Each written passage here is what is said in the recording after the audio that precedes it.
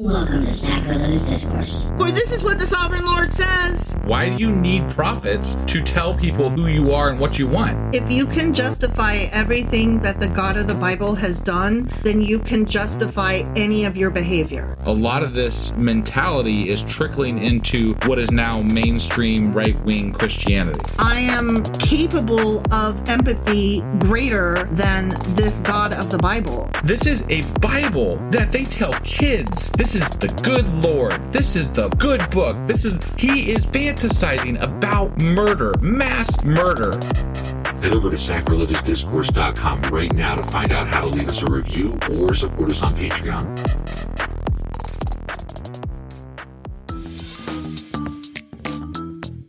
Hey there, sinners and saints. It's your favorite Bible-bashing duo from Sacrilegious Discourse, and we need your help. That's right, folks. We're raising funds for some heavenly equipment and a studio that doesn't sound like it's in the depths of hell. Our current setup, let's just say it's more apocalypse than audiophile. So if you want to hear us dissect the Bible without the background noise of demonic squirrels, chip in a few bucks. We're aiming for $5,000 to upgrade our audio and build a studio worthy of blasphemous banter.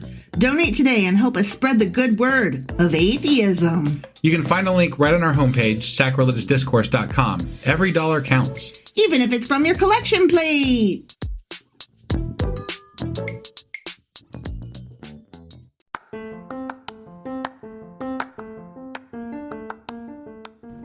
Welcome to Sacrilegious Discourse. I'm husband. And I'm wife. Together, we're reading the Bible for the very first time. We grew up without religion and wanted to know what all the fuss was about. Well, what have we learned so far? That God is a dick, and apparently some people believe in talking donkeys? We're not trying to pass ourselves off as experts. Nope, we're just reading the Bible for the first time and giving our first take reaction. If you'd like to join us in this venture, you might consider starting at episode 1. Otherwise, jump in wherever you like. All right, let's go read the Bible. Yeah, let's get to it. Husband! Wife! Do you remember where we are in Proverbs? It feels like it's been forever, but I know that we just did Proverbs 19. Yep. And it's all a bunch of it's still just the black and white. Good is good, bad is bad. I mean, there's really nothing more to it other than that. It Don't trust a honey-lipped woman. Stay on the path. Right, yeah.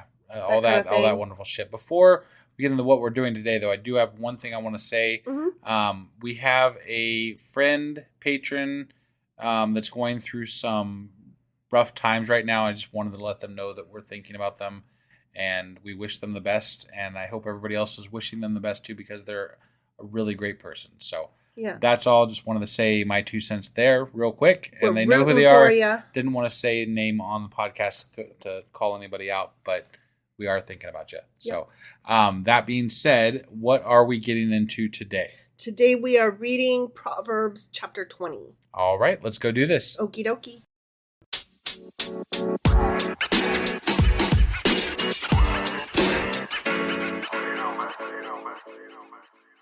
Okay, so remember that one time when I was reading, I don't know if it was one of the Psalms or if it was one of these Proverbs here, and I was like, listen, this opens up like it sounds like a song. Yes. This one, listen, it opens up, it sounds like a song. Okay? Okay, ready? Is it, wait, I forgot to ask. Is this still this is still the Solomonic Proverbs, correct? Still the Solomonic Proverbs. Okay, all right, yep. Sorry. We've got 20, 21, and part of 22. Part of 22? Yes, we've got interesting times ahead. Okay, all right. But for today, I just want to sing the first 2 verses here. Have at it. Because they sound songish, because they rhyme. Solid gold here. Oh, yeah. Yeah. Wine is a mocker and beer a brawler. Whoever is led astray by them is not wise. A king's wrath strikes terror like the roar of a lion. Those who anger him forfeit their lives. Okay. Right? Yeah.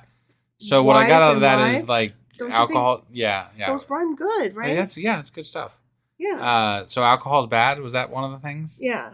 And don't be led astray by that alcohols. Okay. All right. I don't agree with that. Although I don't drink that much personally. No, but I don't either. I don't have a problem with it as long as it's in moderation and you're not stupid, I come from a family with alcoholism in its past. Right. My father is a recovering alcoholic. He's not had even a sip of liquor in, over 30 years. Right. And I would probably be an alcoholic if I was not in the life that I'm in now. Sure. So I just want to put it out there. Like, I can't say, don't drink a lot, make good choices. It can definitely cause problems. Right. It's not everybody can just make that choice. Right. So right. I get you. I hear you. I feel you.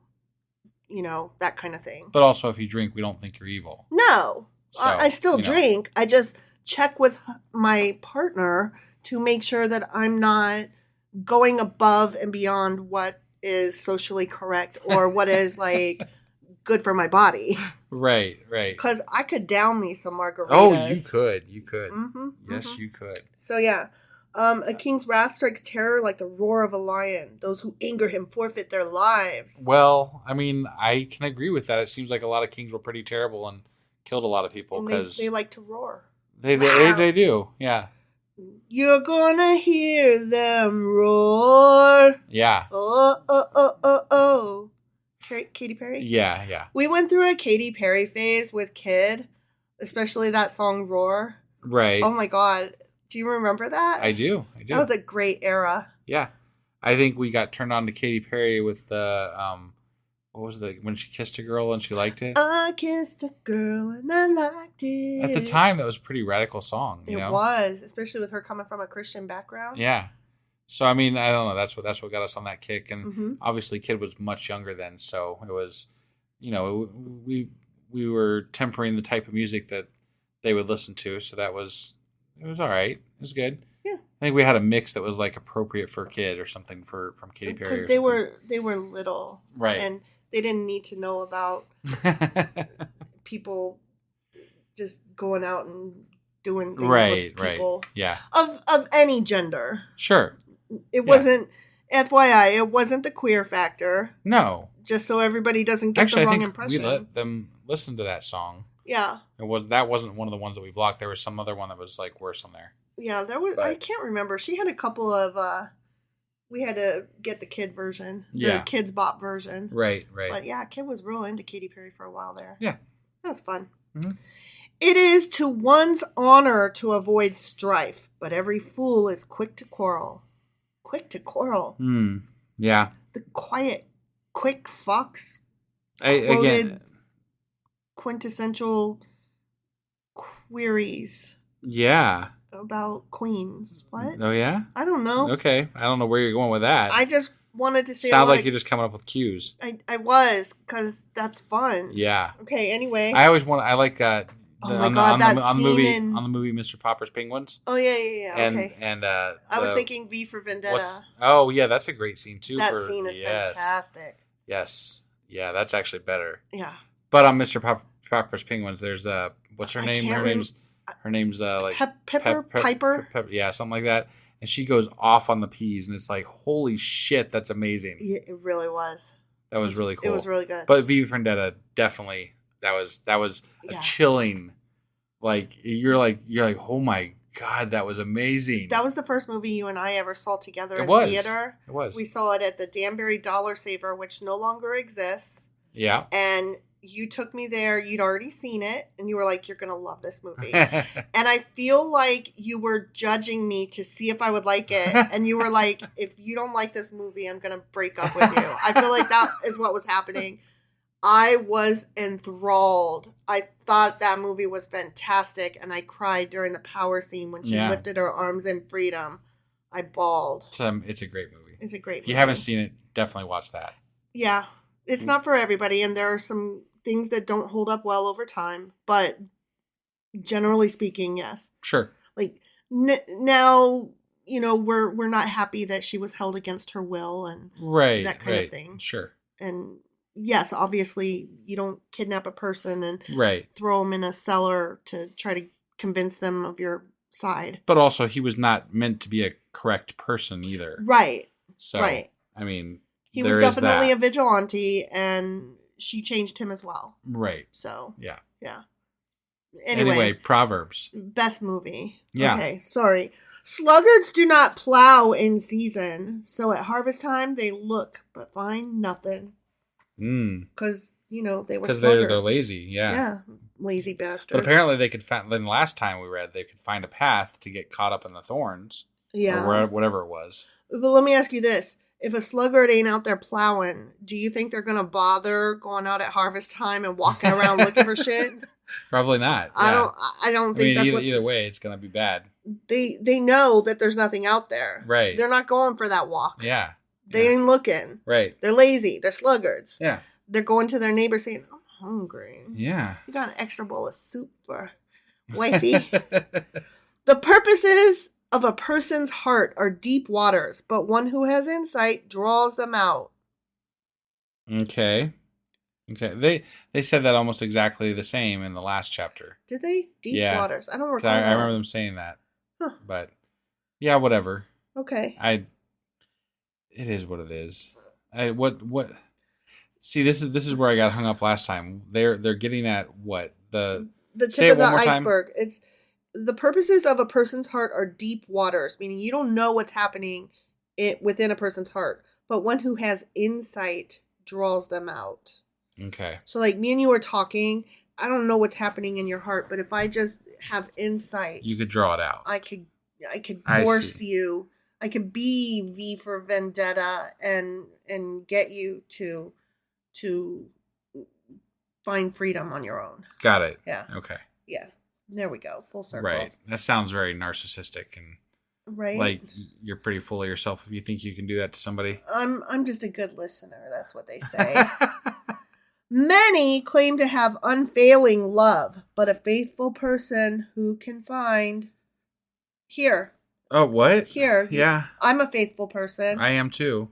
Do you have unfailing love? I do. I also have unfailing love. So I just found, without even trying, 2 faithful people. Yeah. I found them. It's crazy. There they are. Weird. Right here. Yeah. In our living room. Figure the odds. Right. It's odd. The righteous lead blameless lives. Blessed are their children after them. You hear that, kid? Yeah. Although I do recall some stories where their of children sons sucked. that were not blessed. I remember some sons that picked up sticks on the wrong day and got smoked. Yeah.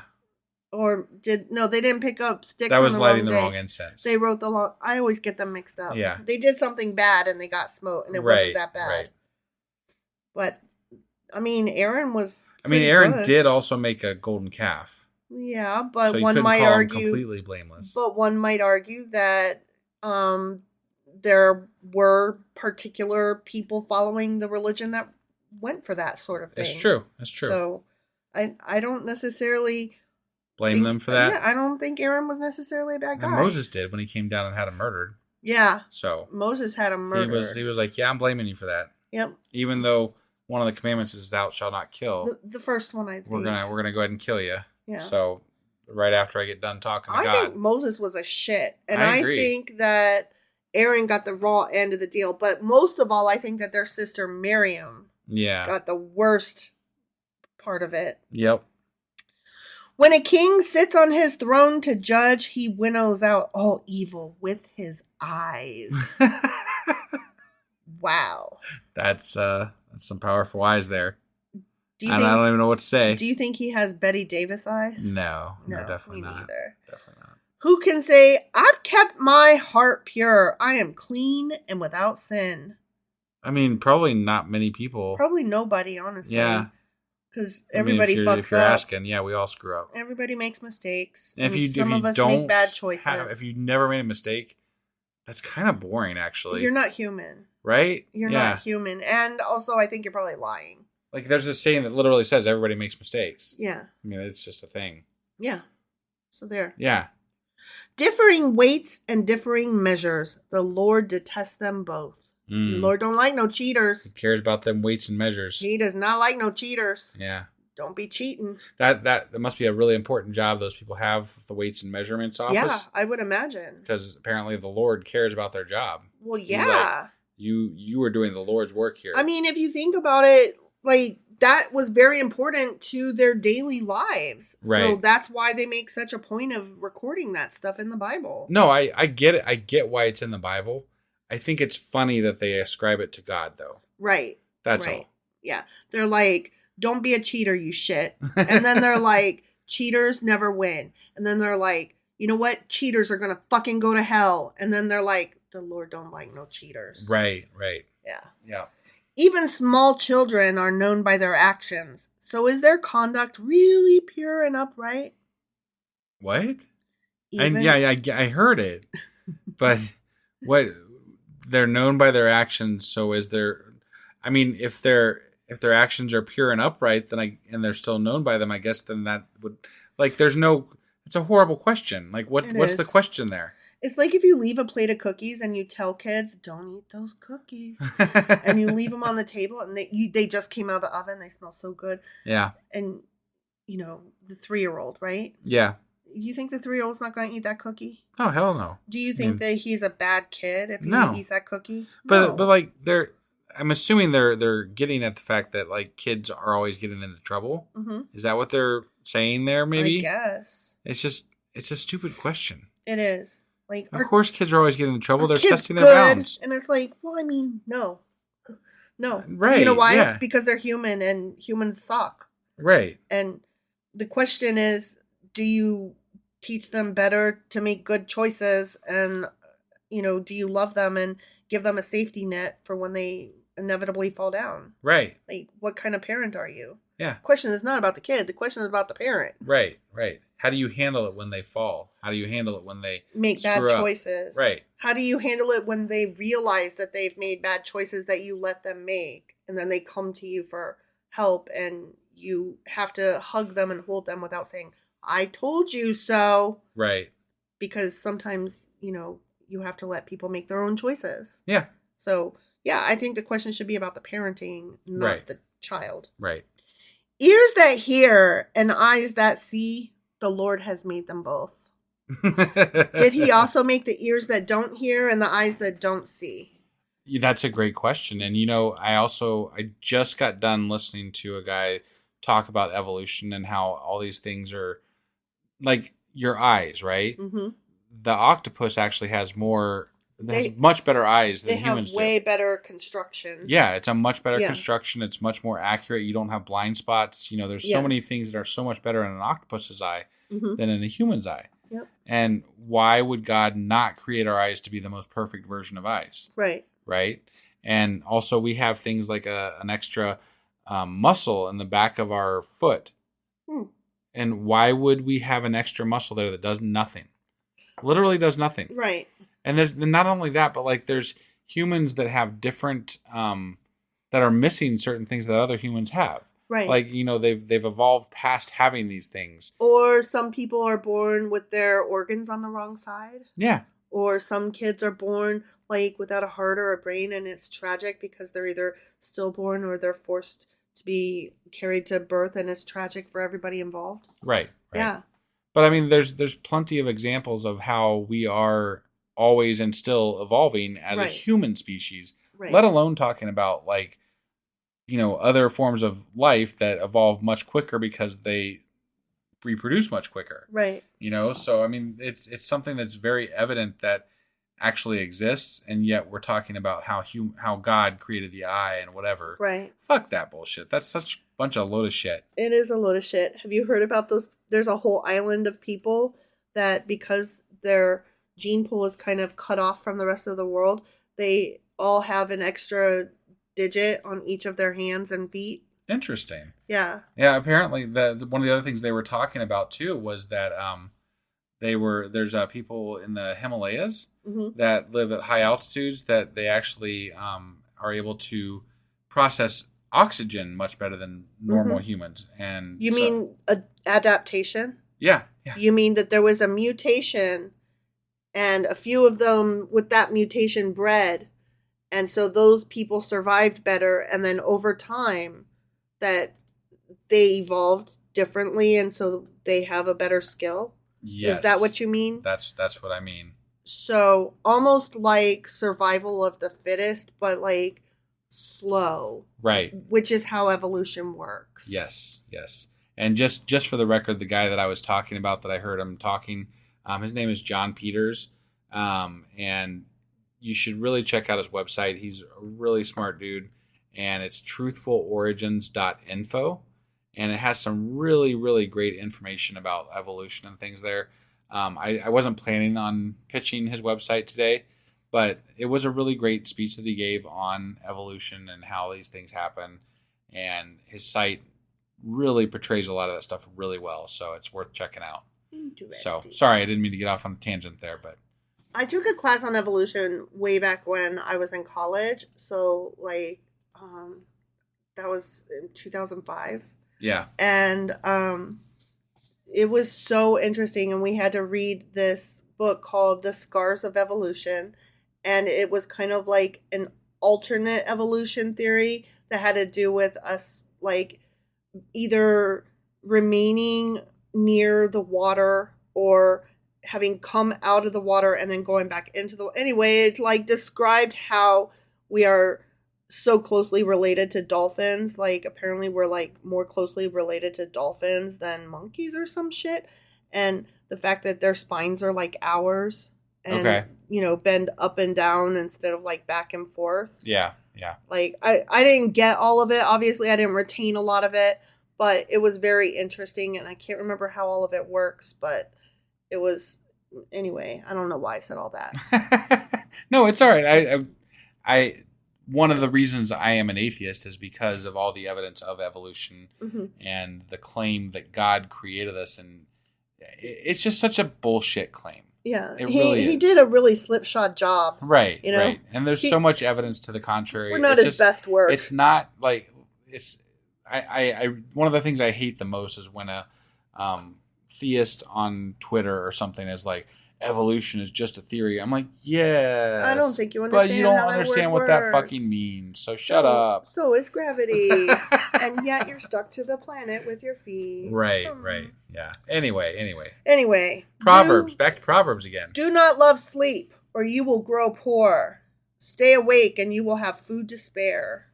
Well, but if you're awake, you're eating the food. So maybe you should go to sleep if you're hungry. That's true. But I mean, I see what they're getting at there. You definitely, if you get up and do the things, then you're going to have, more riches and whatnot. They're saying, get to work. Don't be lazy. Yeah. That's the whole, they don't like sluggards. They don't like people that sleep a lot. Whatever. Yeah. It's no good, says the buyer, then goes off and boasts about the purchase. I read a little bit about this one. Okay. This one is basically the person who is trying to get the best deal. So they're like, this is a piece of crap. This is a piece of shit. I'll buy it for this much, but it's not worth anything. So but then they go away and they talk about like, oh my God, I got the best deal on this. I only paid $5. But we love capitalism in this country, right? So I mean, like that's the whole thing. Like you buy it low, you sell it high. So like the way to do that in the past was to say, this is shit. I'll buy it from you, but not for like what you're asking for. And then you buy it from them and you resell it for more by pitching it harder than they would have. Yeah. Or you go home and use it. Yeah, either way. But you're trying to get a good deal. But you're trying to get a good deal. Yeah. I don't have a problem. I don't particularly like capitalism, but I don't have a problem with someone trying to get a good deal. No. Like that's whatever. Capitalism in and of itself is not necessarily an evil until it's like applied across the board and like you build entire economies off of it and then we become slaves to it. And it's like, well hold on, everything in moderation. Right, right. Just stop. Yeah. Gold there is and rubies in abundance, but lips that speak knowledge are a rare jewel. I like that one. But there's rubies and gold in abundance? Sure. I need to know where some of that shit is. Not here. If anybody knows where that stuff is, it's in the Garden let of me Eden. Know. Right. If we could just find that fucking place. It's over there. We'd be rich. It's over there where the the blazing swords are. Yeah. Yeah. It's over there. Yeah. Take the garment of one who puts up security for a stranger. Hold it in pledge if it is done for an outsider. Wait, what? Are they talking about holding collateral if it's done? They've said over and over and over and over again so far in Proverbs that that's not what you're supposed to do. Don't take collateral. Yeah. That's like completely against what they've been saying. But this is for a stranger. Oh, so as long as it's a stranger, it's okay. They're talking about foreigners. They're talking about migrants, and they're talking about refugees. Those damn foreigners, you got to take collateral against them. Yeah, you don't know them. They're an outsider. As long as it's a foreigner, it's okay. Yeah. It's not. It's not. It's not. FYI. I mean, just make the rules apply universally. That's all. Like, they're still You know fucking what? people, you know? I'm just going to say this across the board. You know if you need to hold something in collateral. You know. Right. If your neighbor comes to you and says, "Can I borrow your lawnmower?" You're going to let them borrow it. You know if the answer is yes or no. Right. Or yes, but I need to hold your TV in collateral. Right. And I'm thinking if you need to hold the TV in collateral, probably don't loan your lawnmower to your neighbor. Right. You know? You already know there's not... Yeah, you're already asking for trouble. Yeah. So... Just don't. Right. Or loan it. Like, I also like the thing, loan nothing that you can't afford to lose. Right. And I live by that. If I have it and, I can give it to you, I will loan it and I never ask for it back. Well, and there's certain people I would loan anything to and trust them, without question. So Sure. That's just, I would rather just whatever. Yeah. I don't want to be the asshole. Let them be the asshole that kept it or lost it or broke it or whatever. Sure. Food gained by fraud tastes sweet, but one ends up with a mouthful of gravel. False. Which is it? Does it taste sweet or does it taste like gravel? You stole it, so it might taste sweet while you're eating it, but it's going to sit like a lump in your stomach. Oh, okay. All right. Yeah. I got it. But that's false. Once you stole it, it's already done. Yeah. It tastes fucking same. I know this as a 4-year-old that stole a peppermint patty from the commissary. Yeah. And that shit did not taste like gravel. No. It tasted like a goddamn York's, and it was so good. Did you lose sleep over it? I mean, I still remember it all these years later. So, not at the time. Right. But over the years, as I remembered it, I'm like, oh, that was not... My dad could have gotten in so much trouble. Right, like, wow. I could have caused my dad, like, severe problems in his military career. Right. Had I got caught. Yeah. Eugh, that's scary. Yep.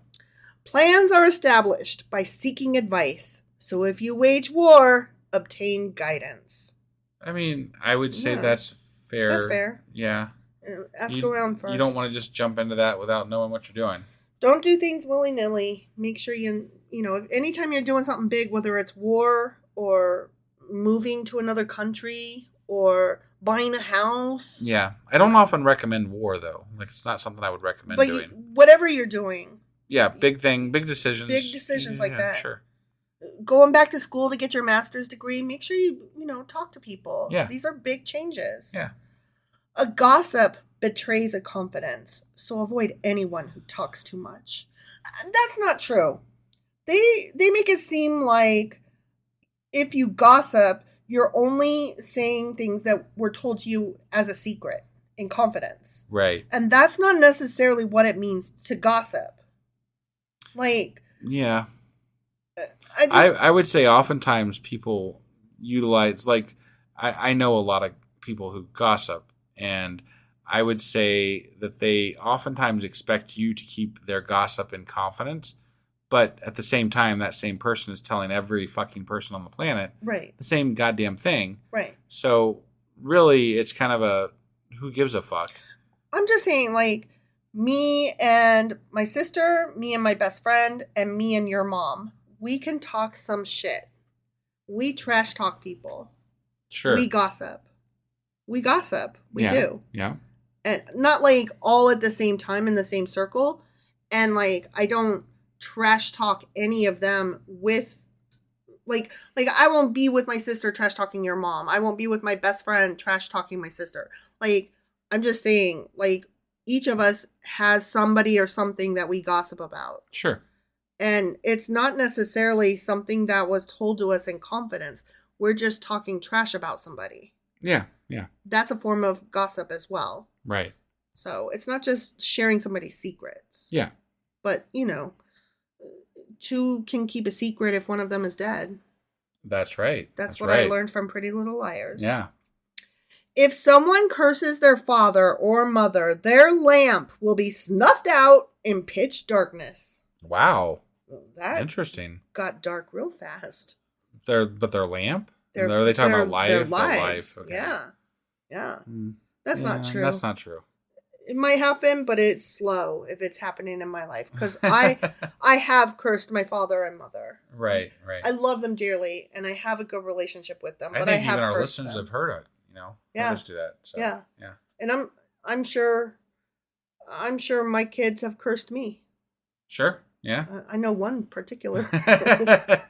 Anyway, moving on. An inheritance claimed too soon will not be blessed at the end. What?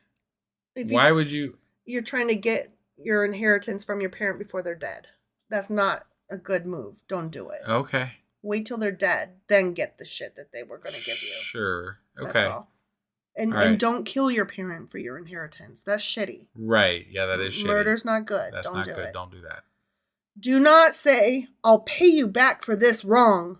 Wait for the Lord, and he will avenge you. I don't believe that is how that works. That is not how that works. Yeah, I mean, not that I believe in reaping vengeance against someone. Right. But if the case is, it depends on what happened, and sometimes, and I'm not saying that I advocate violence, but there are some things that if they happened, I would definitely not wait for God. Right.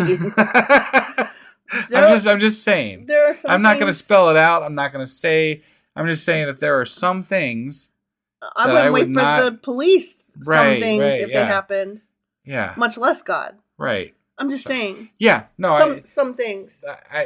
I don't ever want any of those things to ever happen. Let them please not happen ever. But I'm just. God's not going to do shit. So. No.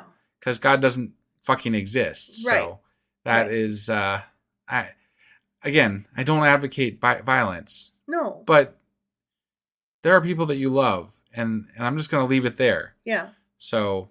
And there are horrible people in this world. And there are horrible people in this world. Who do horrible things. Yeah. So, yeah. Again. Grody, let's just move on. Let's just move on. The Lord detests differing weights, and dishonest scales do not please him. We literally just said this. Cheaters don't cheat. There. They just go. I know, why? I know, Why? I know. A person's steps are directed by the Lord. How then can anyone understand their own way? I don't know. So we have no control over our lives. So if I'm a sluggard, it ain't my fault. So if we have an atheist podcast where we call God a dick, we have no choice in the matter. We have no choice. God directed us to call him a dick. Everything that we're doing is directed by the Lord. So this is completely sanctioned by God. Yeah. This podcast, guys, it's sanctioned by God. Sanctioned by God. Yeah. I need a t-shirt. Atheists are sanctioned by God. I mean, we really need, according to Proverbs 22, verse 24. Right, yeah. Atheists are sanctioned by God. Yeah, there you go. It is a trap to dedicate something rashly and only later to consider one's vows. They're saying don't make promises you can't keep. Yeah, I'm that's fair. Good with that, I think, mostly. Think before you speak kind of thing. Yeah. Right.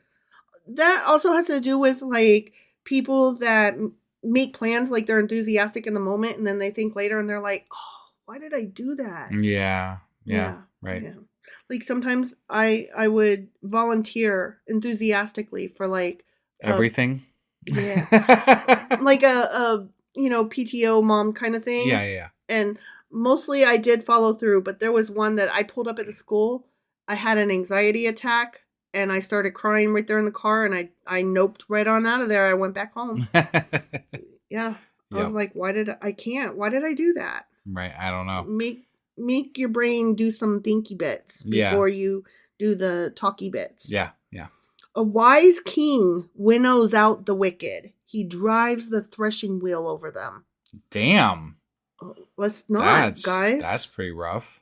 I mean, there are some wicked people, but I'm not here to kill them. The king's the one that gets to determine if they're wicked, and then he's going to just run them over with a threshing wheel, huh? Sounds to me like the God is a little bit wicked himself. Right? Yeah. Yuck. The human spirit is the lamp of the Lord that sheds light on one's inmost being. Okay. That's too pretty in poesy. Yeah, and I'm not sure it really means anything of substance. It's like roses, gold, silver, glitter, cloud, rainbow. Yeah. There you go. Yeah, perfect. Yeah. Love and faithfulness keep a king safe. Through love, his throne is made secure. That's false. Is that what Bathsheba did for King David? Was that about love? They're talking or about lust. They're talking about some Care Bear stare here. I'm not for it. Yeah. The glory of young men is their strength. Gray hair, the splendor of the old. Okay. Would you rather have the strength of a young man or the gray hair of an old man? Strength of a young man, for sure. Yeah. I mean, like... But do you want to die in youth because your strength makes you go out and do, like, young man strong things? No, but I mean, like, if God is all powerful, we have no real need to die. Right. Why would he create a being that dies? Okay, but I'm asking you, my husband. Yeah. Though. Okay. Like, gray hair means that you have lived this long and avoided death. Sure. So that is the splendor. No, I think I've enjoyed my life. So like I would definitely not want to not have enjoyed a long life and the things in it. So yeah. So strength of a young man or gray hair? Fine, I'll take the goddamn gray hair. Why can't I be old and still be strong? Right. Is what you're asking. Yeah, because it sucks getting old somewhat. Oh, it does. You know? I mean, you can't even get off the couch sometimes. Well, to be fair, there's a whole story behind that. Yeah. But yeah. The couch has a deep seat, and we didn't put the legs back on it when we moved. It's like down. It's low. It's really fucking low. It's real low. Yeah. Yeah. The love seat. Yeah. I keep telling you should put the legs on it. I keep thinking I'm going to. And then you don't. And then I don't. We moved in March. We did. And it's almost September. So that's on you, friend. Yes, it is. All right, last one. Ready, I'm old ready. man? I'm ready. Blows and wounds scrub away evil, and beatings purge the inmost being. I'm going to say false on that one. I don't want blows, I don't want wounds, and I don't want beatings. I can be a good person without any of those. Yeah, but what about the beating? What was the last one? Blows and wounds scrub away evil, and beatings purge the inmost being. Purge the inmost being.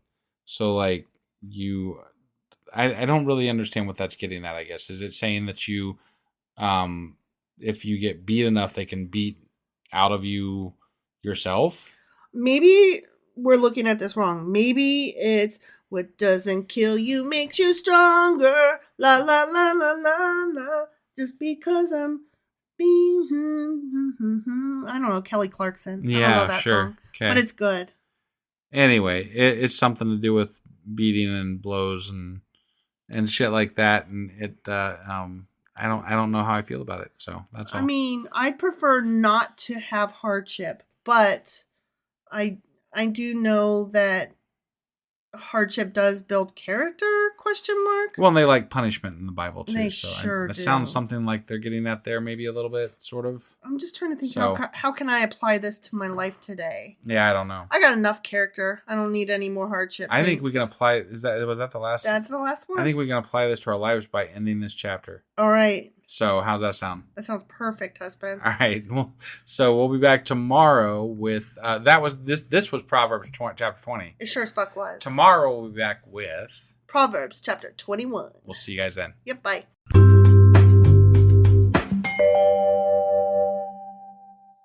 Husband. Wife. Do you remember where the hell we're at? We are getting near to the end of the Solomonic Proverbs. False. No. We are at the end of the Solomonic Proverbs. Oh, I thought you said that they went some into another part something. This episode will contain the finale of the first Solomonic Proverb. I see. Yes. See. I'm kind of excited now. I mean, in a not so excited way. Hold your horses. I'll make sure to shut that shit down real fast. All right, so yesterday I think we did Proverbs chapter 20. That is correct. Good on you. So that would mean that today we're getting into Proverbs 21, but And also Okay. half of Proverbs 22. Fucking hell. Nah, it'll be alright. All right, let's do this. Okie dokie.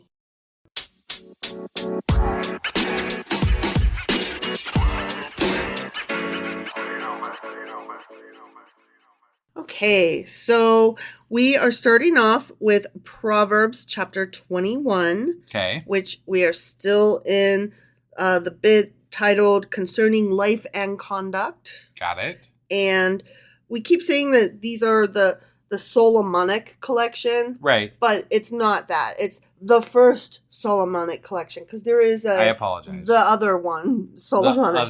The other one. Yeah. Got it. And it comes like right after this next one that will start tomorrow.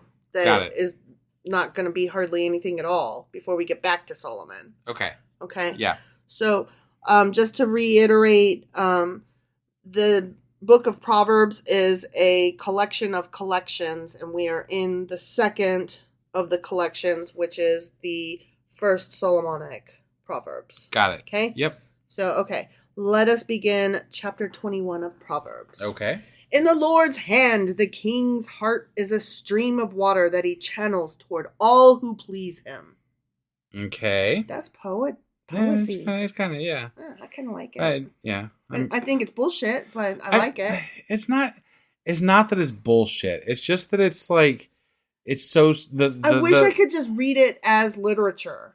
Right. And the phrasing, like, I guess I wouldn't care so much if the Bible wasn't like a list of things to live your life by. That's right? what I mean. If I could just read it as just a book of poetry from straight out of history. That would be different. Then I could just be like, oh my God, that's kind of pretty. I like that. Right. But the fact that people take this at its word, and I'm not saying everybody does. Some people don't read this literally. But what we rail against the most is the people that read this book literally. Yeah. Right? And these phrases, these concepts are so simplistic and so not pertaining to shit. Right. That it irks me. I know. In thinking of it that way, you know? Well, it irks me too, because I want to be able to be free to say, oh, that was pretty. But then I have to like stop myself and back up and say, but I mean within the context of this horrible book that is still influencing our politics today. Right. Like, right. I can't just compliment it because it doesn't exist within a vacuum. There is so much, not just baggage. History, but baggage that is still being unpacked today. Right. So I kind of resent it, you know? Yeah. Like, stop being pretty. No, I definitely resent the Bible. It's not, Well, I don't just resent the Bible. I resent it when it's pretty. I resent it when it's ugly. You know, because when it's pretty, I'm not free to compliment it, and when it's ugly, then it proves my fucking point. Yeah. I think saying I resent the Bible is a little too simplistic in and of itself, but I resent what it has come to represent in our country as it stands today, and then again, it's not across the board, but it is very influential in that view of simplistic. This is God's word. Well, considering the fact that we just last week watched the Republican debate, and like the majority of the people up on that stage spent half the fucking time saying, my Lord and Savior, Jesus Christ. It's a fucking show. My Father God. And I'm like, get the fuck out of here. Yeah. Just please. Anyways. Yeah. A person may think their own ways are right, but the Lord weighs the heart. Well, good. He can weigh my heart and know that I'm a decent gal. I definitely think my own ways are right. I do too, but, you know. More so than some entity I've never met anyway. Sure. I like your heart. Yeah, it's pretty good. You like my heart? It's great, yeah. When somebody says they like your heart, you should compliment their heart back. Your heart is awesome. I mean, you don't have to go overboard. You could just be like, Your heart is awesome, but also sometimes skips a beat. It does. It does, actually.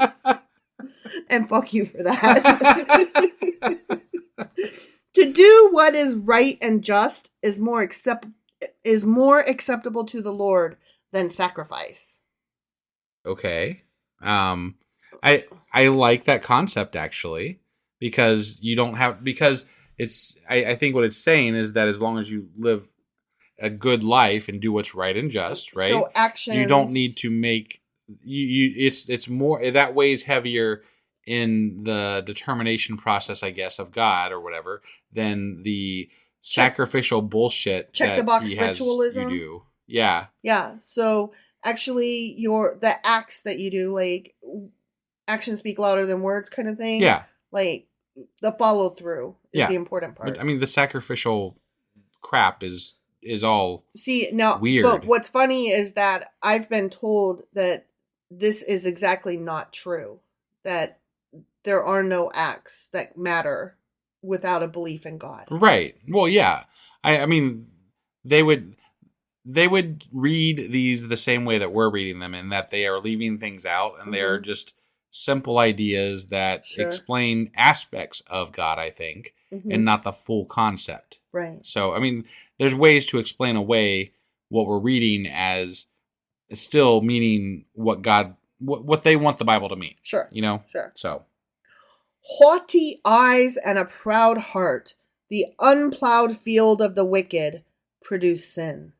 So the wicked and the sluggards also don't plow fields, apparently. Right. Okay. But they do produce sin. Right. Both of them. Both of them. Yeah. All right. The plans of the diligent lead to profit as surely as haste leads to profit.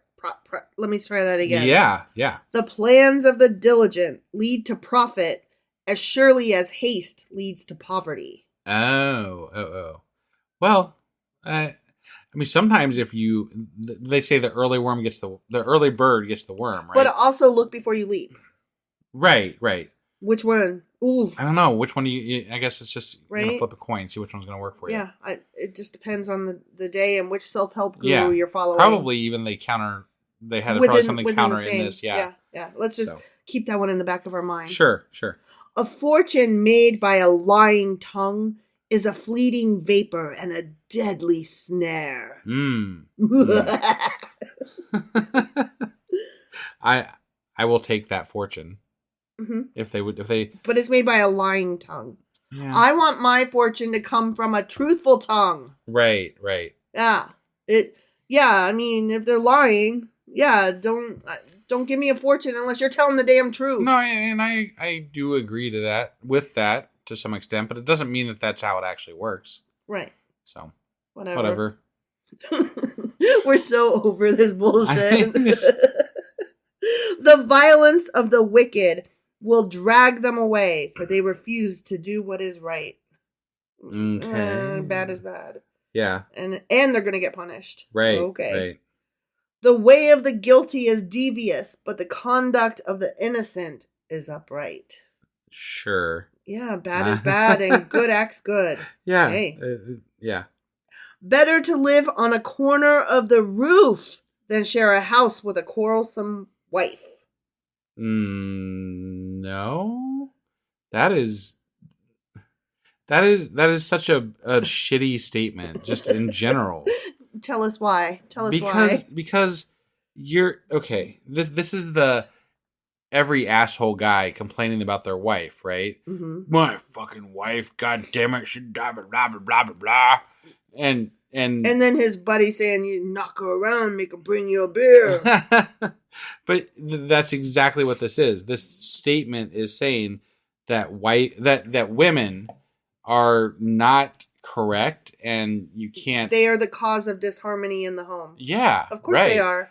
Like, maybe you're the asshole. Maybe you're coming home drunk every day, and she's yelling at you because you're coming home drunk every day. But no, you're a man in the Bible, so therefore you don't have any fucking. She has no fucking rights. Okay, you know what?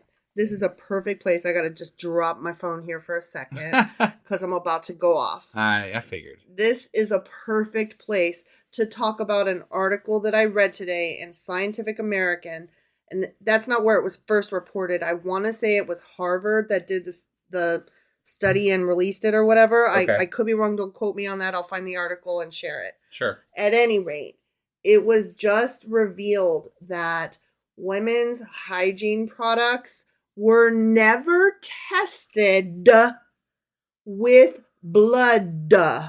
Yeah.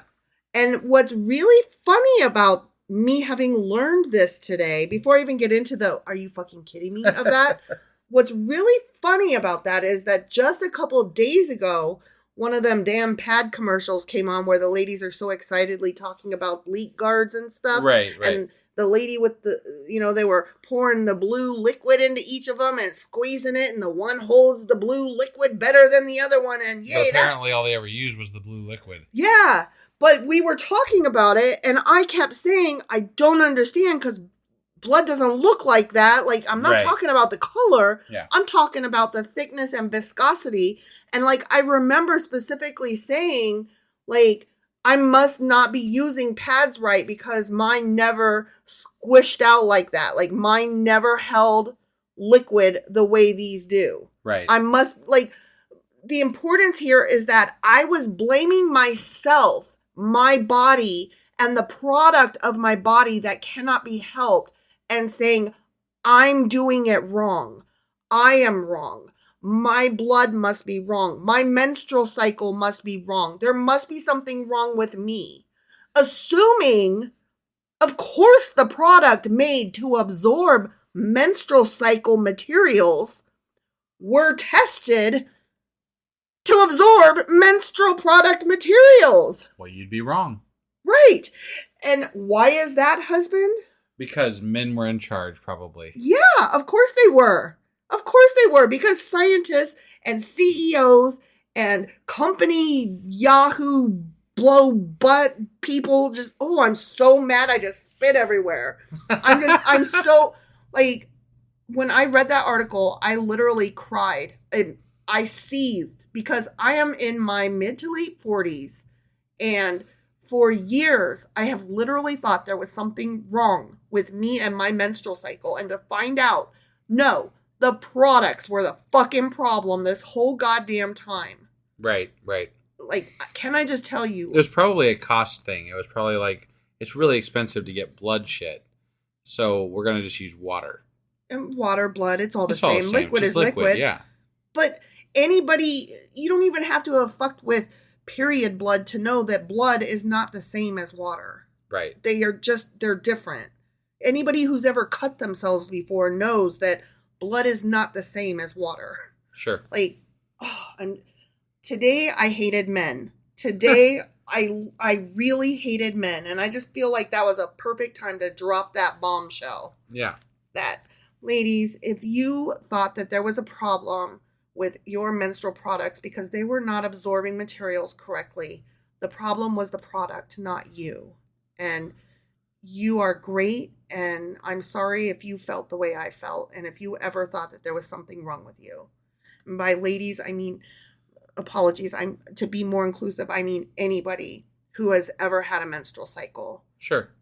I cannot tell you how much this bothered me. I'm like trying not to cry right now. Okay, sorry, you're great. Everybody's great except for men. Sorry. Okay, carrying on. What?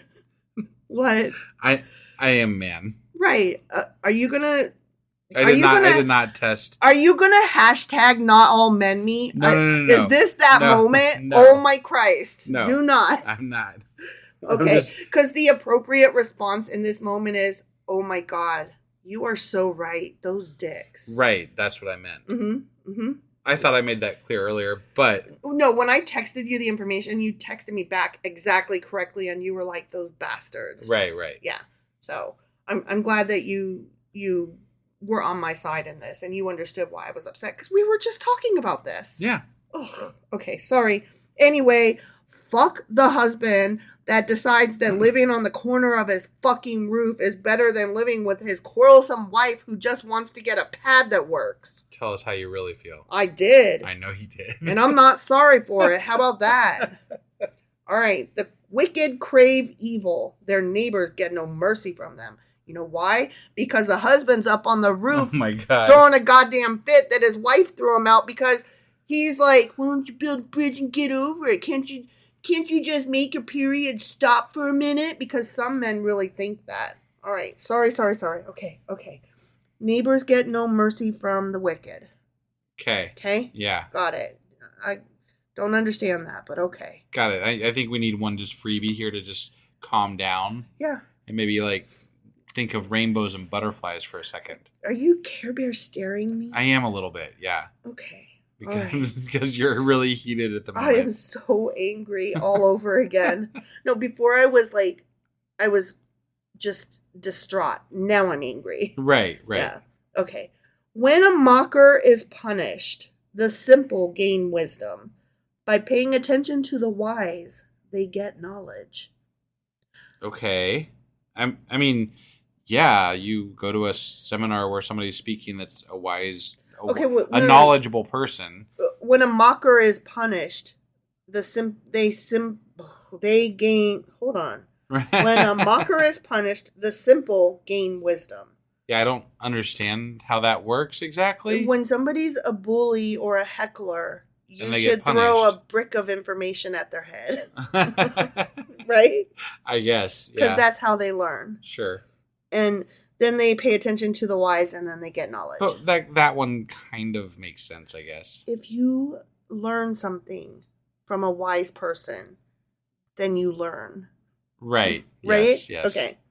The righteous one, capital righteous, capital one. Okay. Mm-hmm. The righteous one takes note of the house of the wicked and brings the wicked to ruin.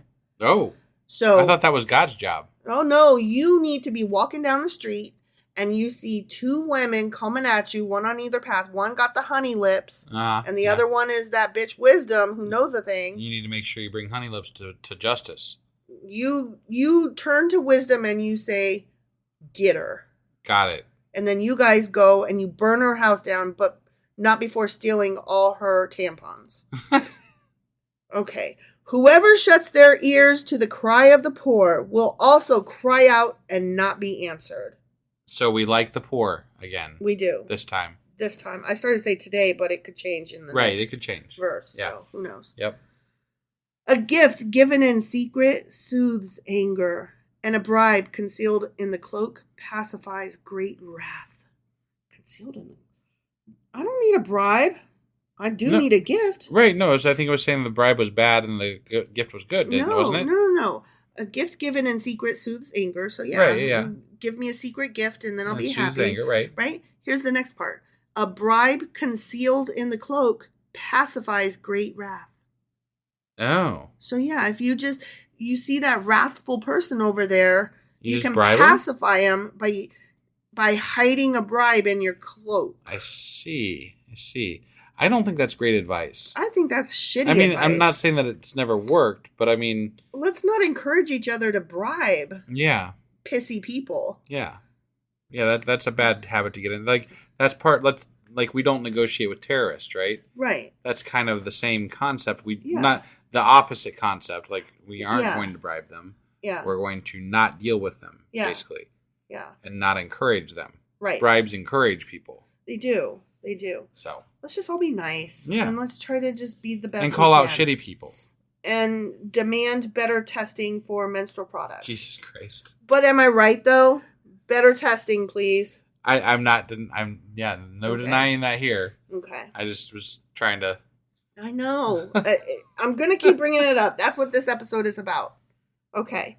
When justice is done, it brings joy to the righteous, but terror to the evildoers.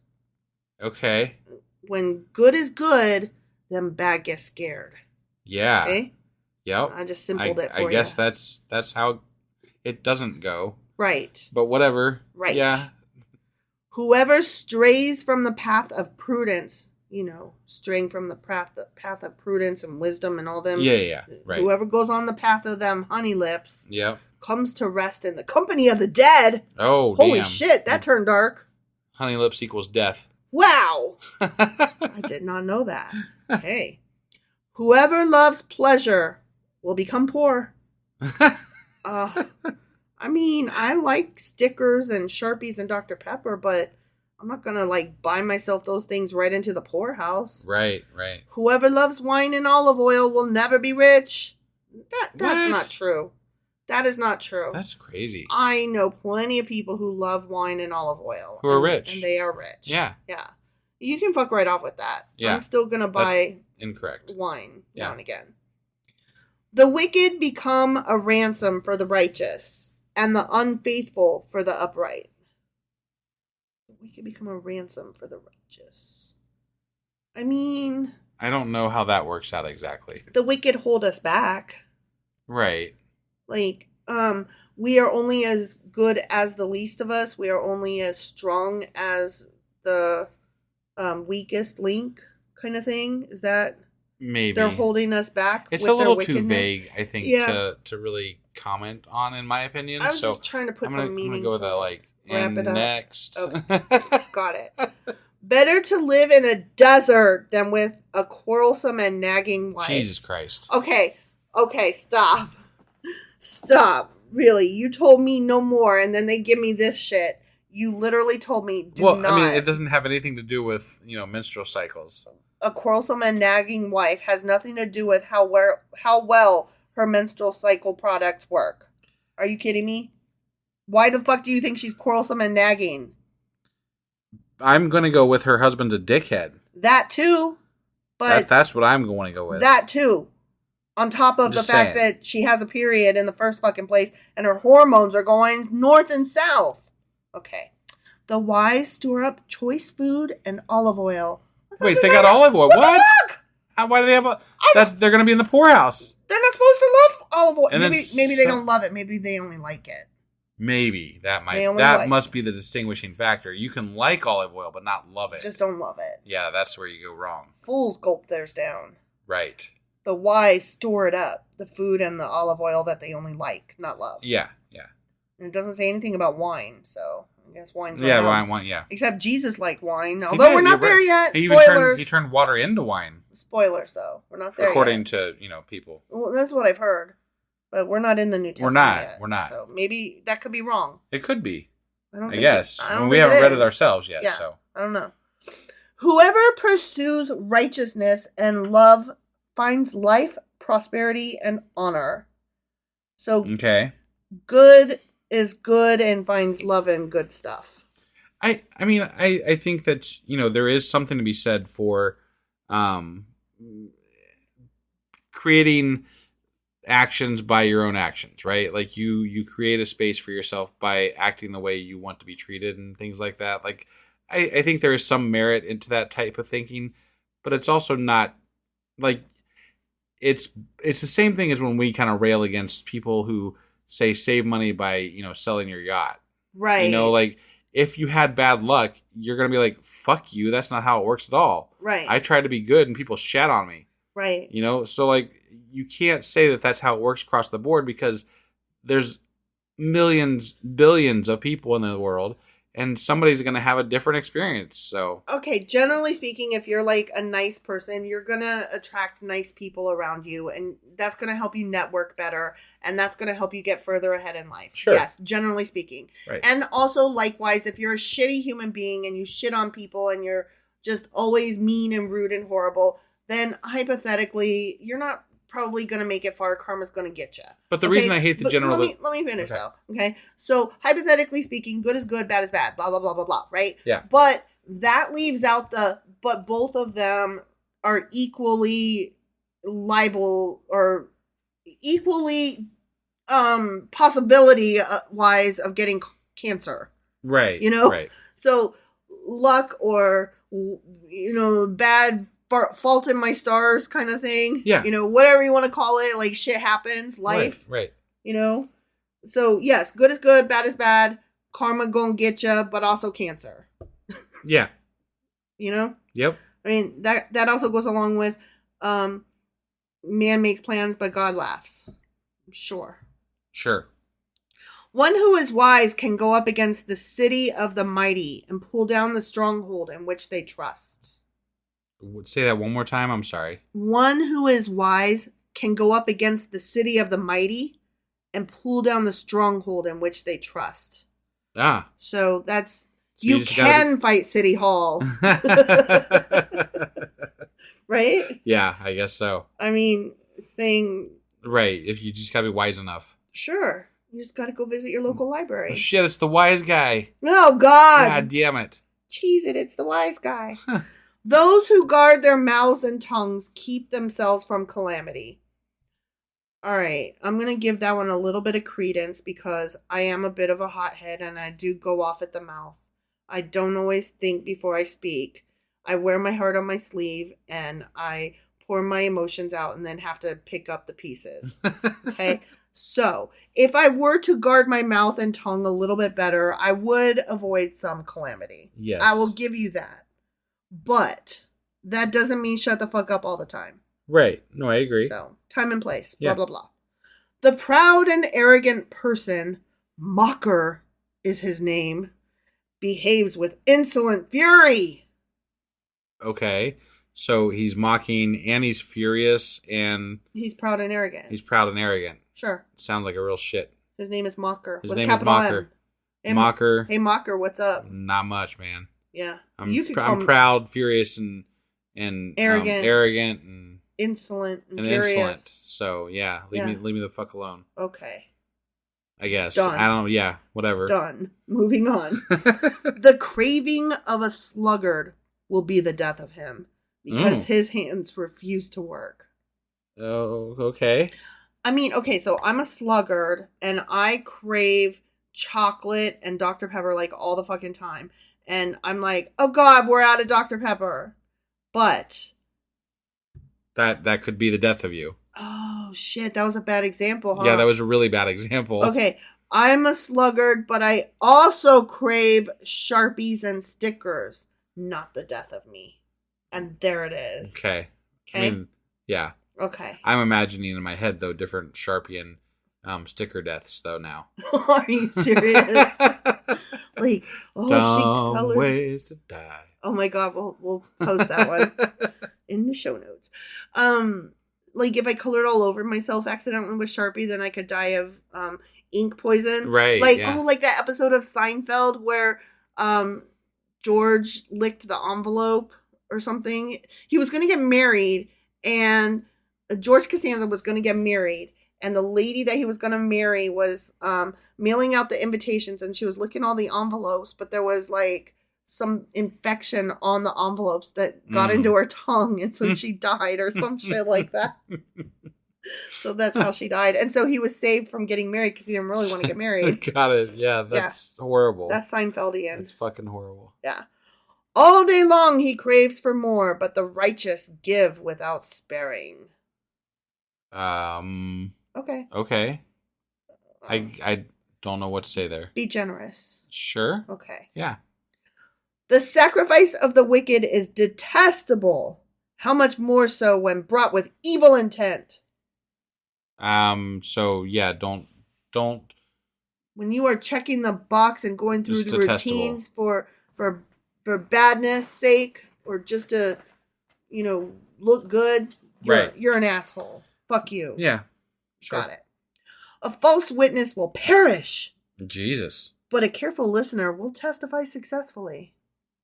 I mean, I hope that is not over the court where Trump and crew are all testifying because that could be dangerous for them if that is true. Yeah, definitely. A false witness will perish? Jesus Christ. A lot of dead people at that court. There would be. A careful listener will testify successfully, though. I hope they take that to heart.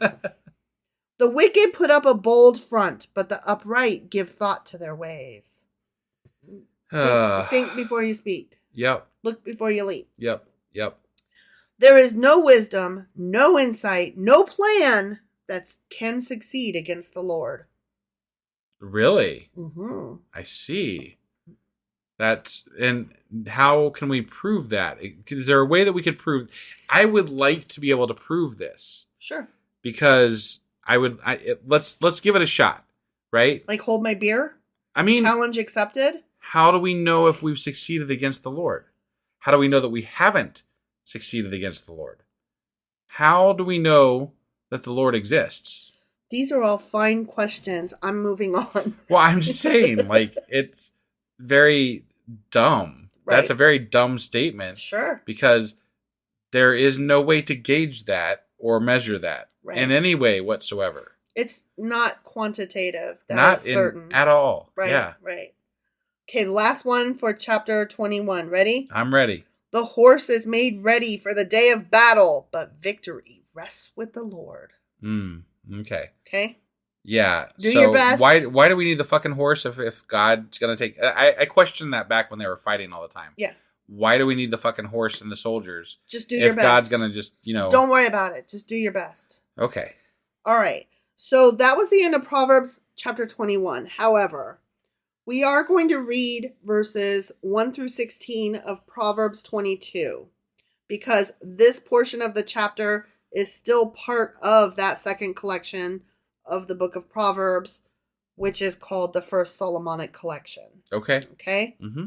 So hopefully I will stop at the right place. Yeah, that'd be great. Yeah, okay.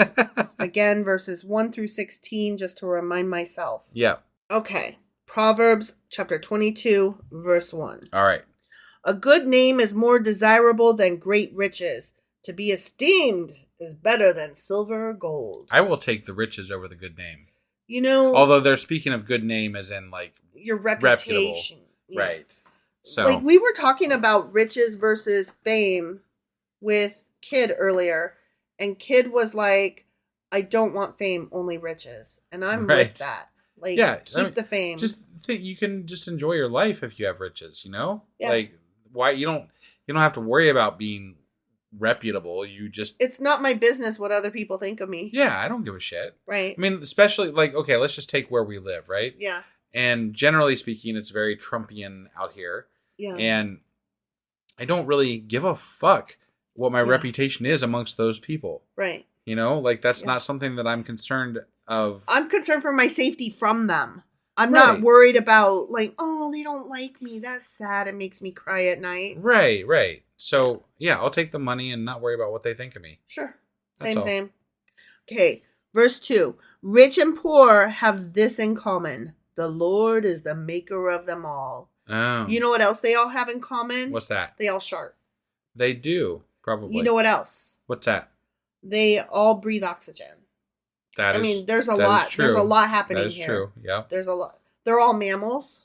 They are, yes. If they have hearts, they only have one, unlike Time Lords who have two. I could do this all day. Yeah, yeah. But I'm not going to because that would get really long. Yeah. Okay, verse 3. I'm saying the verses as we go just to make sure I remember to stop. Yeah. Okay? Stop. Okay. The prudent see danger and take refuge, but the simple keep going and pay the penalty. Those damn simple people. It's all about overindulgence again, like moderation. Yeah. But moderation includes moderation. Like that's one of my personal commandments is everything in moderation, including moderation. Right. Yeah. Okay, verse 4. Humility is the fear of the Lord. Its wages are riches and honor in life. Damn. Okay. I wish that's all it really took. Right? But, that sounded like Ayn Rand. Quite honestly, you'll be paid for the hard work that you put in. Your good work will be rewarded, will be noticed and rewarded by your betters. Yeah, which was bullshit. Yeah. All you have to do is just always be good and always work your best and hardest, and you'll always, always be rewarded accordingly. Right. Because even in her own books that she wrote, she didn't hold true to that. Right, exactly. Like there was definitely, like we talked about it, and there's definite examples of people who worked their asses off and didn't make shit, didn't do anything. Yeah, it's true. So it's bullshit. It is total bullshit. Okay, verse 5. In the paths of the wicked are snares and pitfalls, but those who would preserve their life stay far from them. Avoid bad. Yeah. Bad is bad. You know who else avoids pitfalls and snares? Sluggards. Jones? No, sluggards. Sluggards they and Indiana Jones. Right. No, he finds pretty much all of the fucking you're right. pitfalls and snares. But he finds them, but he avoids them. Barely. Yes. But he gets out of every one of them. He does. He's good at that. Yeah. Otherwise, we wouldn't have a whole series of it. He should have just been a sluggard, as you pointed out. Yeah, you're right. You are right. Verse 6. Start children off on the way they should go, and even when they are old, they will not turn from it. That is not true. That sounds like indoctrination to me. It's also not true because it erases the child who becomes the adult having any kind of I forget what the word is, but they have choice? Don't they have their own, like, at what age do Free will? you become in charge of like your own choices and you can't blame your parents anymore? Got you it. know? Yeah. Yeah. So that's bullshit. Right. You can't blame your mom and dad for everything. Once you hit your 30s, you got to start being your own person. Right. Number 7, the rich rule over the poor and the borrower is slave to the lender. I mean, the rich do rule over the poor. That is absolutely true. And the borrower is but I'm not sure slave which to the side. lender. What is the point of that statement? Are they Stop saying being poor and don't borrow money? Stupid. right? So just be rich. Be rich. Like, just go be rich. Just hurry up and get born to the other family that Right. was rich. Yeah, that's all you got to do to be. What did correct you and do well. in the womb prior to being born that caused you to be born to a poor family? It's obviously your fault. You fuckface. Yeah. Yeah. Okay, verse 8. Whoever sows injustice reaps calamity, and the rod they wield in fury will be broken. Okay. I don't know. That's so violent. It is. Like, bad people are going to be super bad. And apparently their rod will break. Break that rod. Well, no, I can't. No, I don't think that's true. No, never mind. No? Just forget. My brain was going haywire for a second, and then I lost it, and so you were like, did it? Now we're No. back Did to- it? No. Did yeah. it? No. No, I was trying to think of something, and then I couldn't. So, and I was trying to think of the rod that they had, like Moses and had. Yeah. And I was trying to think if it broke, but I don't think it didn't. I don't believe. And if it did, I don't recall when exactly. Something about snakes. Yes, it What? turned into a snake at one point. The generous will themselves be blessed, for they share their food with the poor. That's that Magic Penny song again. Yeah. And apparently this is like the generous, the nice people are sharing their food with the poor, which means that they're worth sharing things with. Yes. Which apparently we like the poor here. We do. We like the poor again. But maybe not that last sentence, but like a couple sentences before. Who knows? I don't really know. Yeah. You just don't know. Right. Verse 10. Drive out the mocker, and out goes strife. Thought he was dying before. Well, you need to kick him out, whether he's dying or not. Maybe he'll die later. With him goes strife. Yeah. Quarrels and insults are fucking ended. Got That's it. what it says. Yeah. Fucking ended. Those damn mockers. I hate a mocker. Yeah. Nothing I hate more than a goddamn mocker. Number 11. One who loves a pure heart and who speaks with grace will have the king for a friend. That's our fucking problem. If I just stopped cursing, we'd have kings for friends. That's right. Yeah, Ugh. I keep telling you that. Oh, well. You just don't listen. Anyways. Verse 12. The eyes of the Lord keep watch over knowledge, but he frustrates the words of the unfaithful. That's why I'm always having problems thinking of the words that I'm trying to think. Yeah, that's probably what it is. I can't remember words. That's probably what it is. Because he's keeping watch over knowledge and frustrating me. Yeah.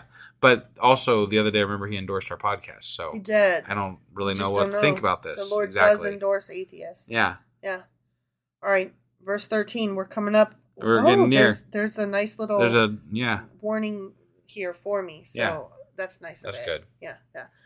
Okay, number 13. The sluggard says, "There's a lion outside. I'll be killed in the public square." Oh, shit. Why does the sluggard say that? I don't know. Why does he say that? There's a lion outside. I'll be killed in the public square. I don't literally get that. That don't makes get no it. sense. Apparently lions seek out sluggards. Not really sure. Not Not following. Because he's so sluggardly, I know that he can't run fast sometimes anymore? the lions represent some sort of god thing. Maybe I don't really know what that. I don't know. I don't fucking know what that means. I don't care. Right. I tried. Let's just go with they don't like sluggards in the Bible. Yeah, they There really we go. don't like lazy people. Sluggards are trash according to the Bible. Yeah. All right, verse 14. Okay. The mouth of an adulterous woman, honey lips. Yeah, honey lips. Is a deep pit. Her mouth is a deep pit. Damn. She deep throat that stuff. A man who is under the Lord's wrath falls into it. Yeah, he does. Oh man, that deep pit honey lips. Mm-hmm. That sounds like a stripper he fell name. right into that deep lip honey. That is a good porn name. Right? Yeah. Yeah. So when people ask like, penis, when you fell down, your penis fell right into her? Yes, that is exactly what happened in the Bible. It says so right here. Right. Verse 15.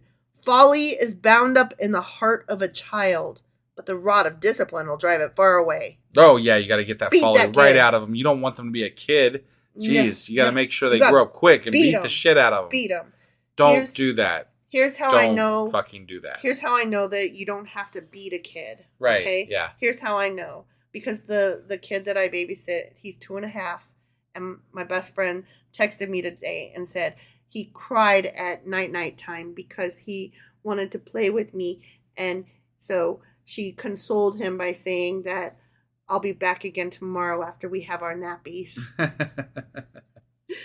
And that's how you know, because he's a good kid, and I'm not exactly like soft, I'm not like, I don't spoil the shit out of him. I don't like let him just run all over and get into everything. I wouldn't call myself mean or disciplinarian, but I'm just like, I am who I am, and I use like a harsh voice if I need to, but he loves me. Yep. And he listens to me. Yep. All right, last one. Ready? I'm ready. One who oppresses the poor to increase his wealth, and one who gives gifts to the rich, both come to poverty. Boom. Wait, what? If you oppress the poor for your own gain, then you come to poverty. Fuck you. But if you also give gifts to the wealthy, rich, then you also come to poverty. Yeah. So Fuck the rich. either of those ways you come to poverty. Eat the rich. Which is sometimes good and sometimes bad. Right. Whether it probably depends on how you got the poverty in the first place. Okay. How did it happen? That probably matters. Were you They didn't really cover that bit, but yeah. It must, because they're so back and forth about the whole fucking idea. I don't even know what to say. Yeah.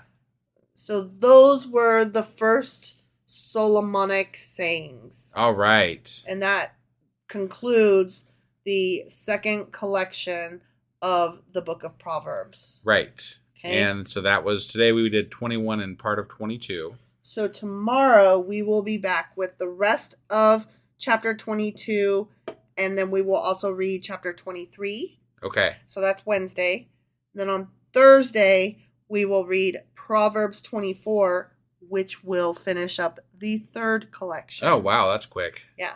Okay, and then we're right back into the Solomonic shit. Yeah. On Friday. Great. On Friday, we're coming right back to Solomon. Brief break, and then right back to it. I'm eager to see what this next little, it's precepts and warnings and wise sayings and stuff like that. Okay. And I'm eager to see what kind of shit that is like, hold on, these didn't come from Solomon. Hold on. Hold on. I want to know what those are about. Right. All right. Well, that's all we got for today. So we will see you guys tomorrow. Yep. Bye. Bye.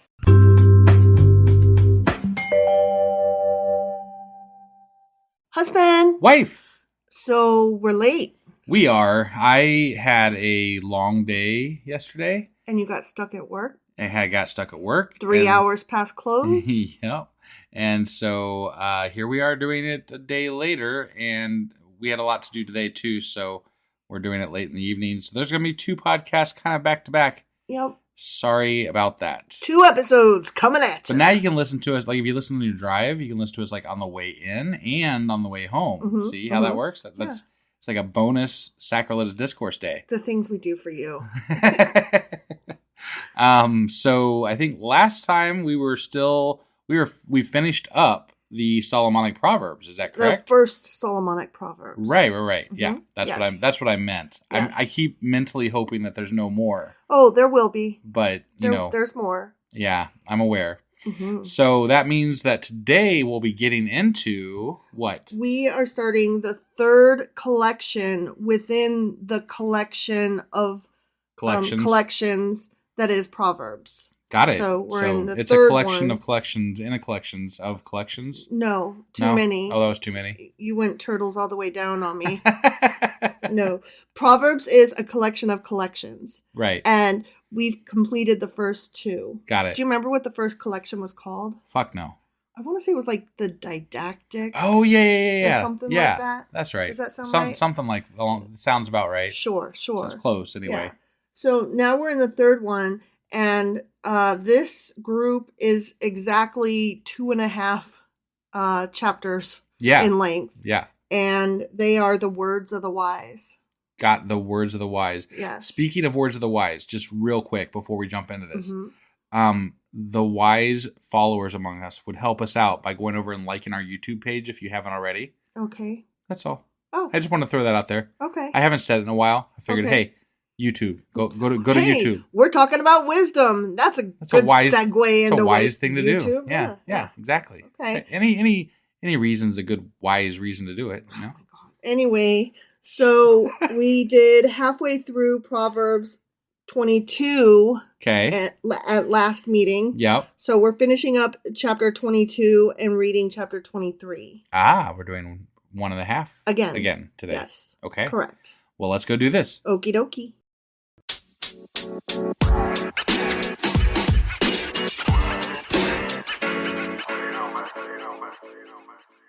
All right. So as I said, we are getting into the second half of Proverbs chapter 22, which are the precepts and warnings. Okay. Okay? Yeah.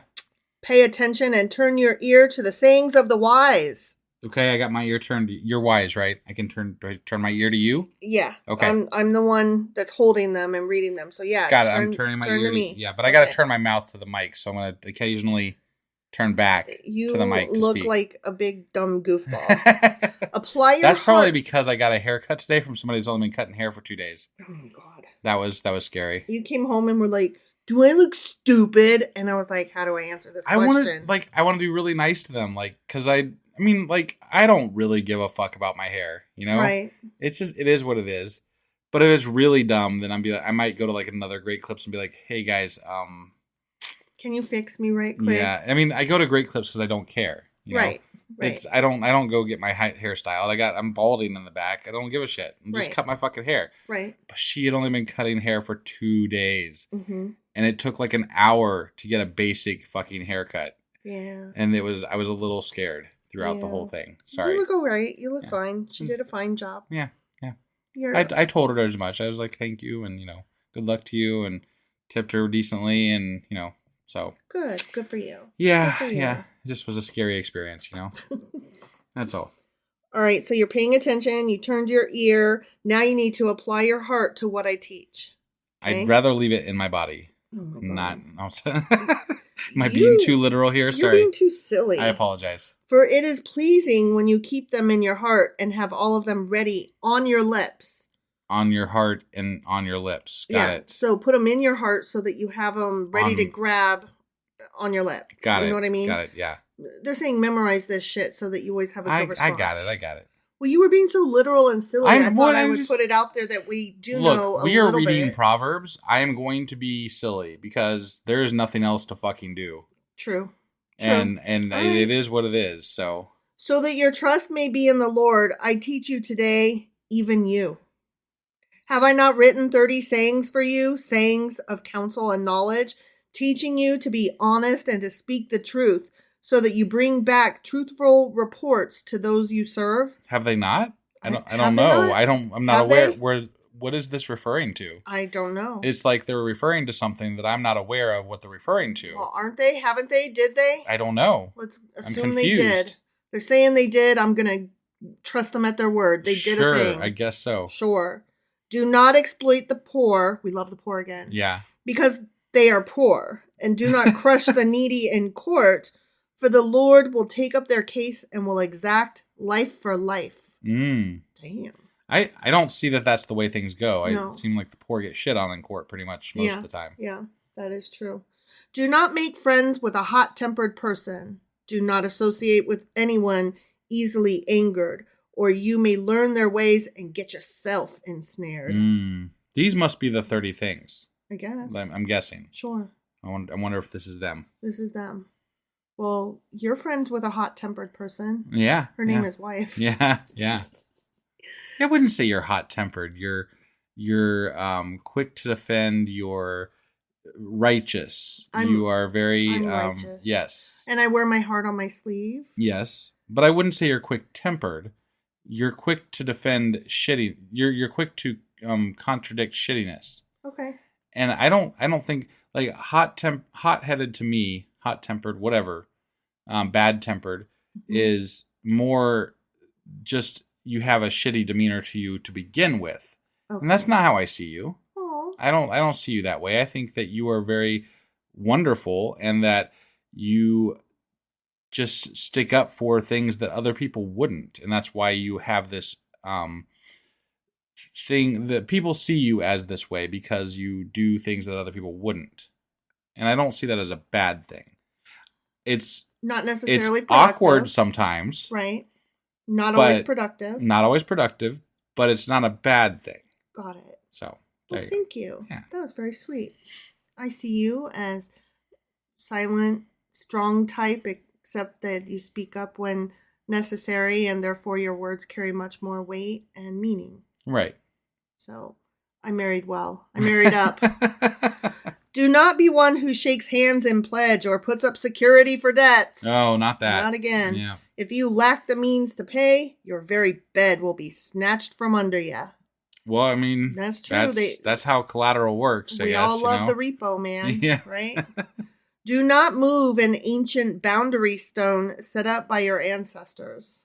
Okay, that's like don't move your property line. Thing? Yeah. Don't be a cheater kind of person. Right. Sure. Do you see someone skilled in their work? They will serve before kings. They will not serve before officials of low rank.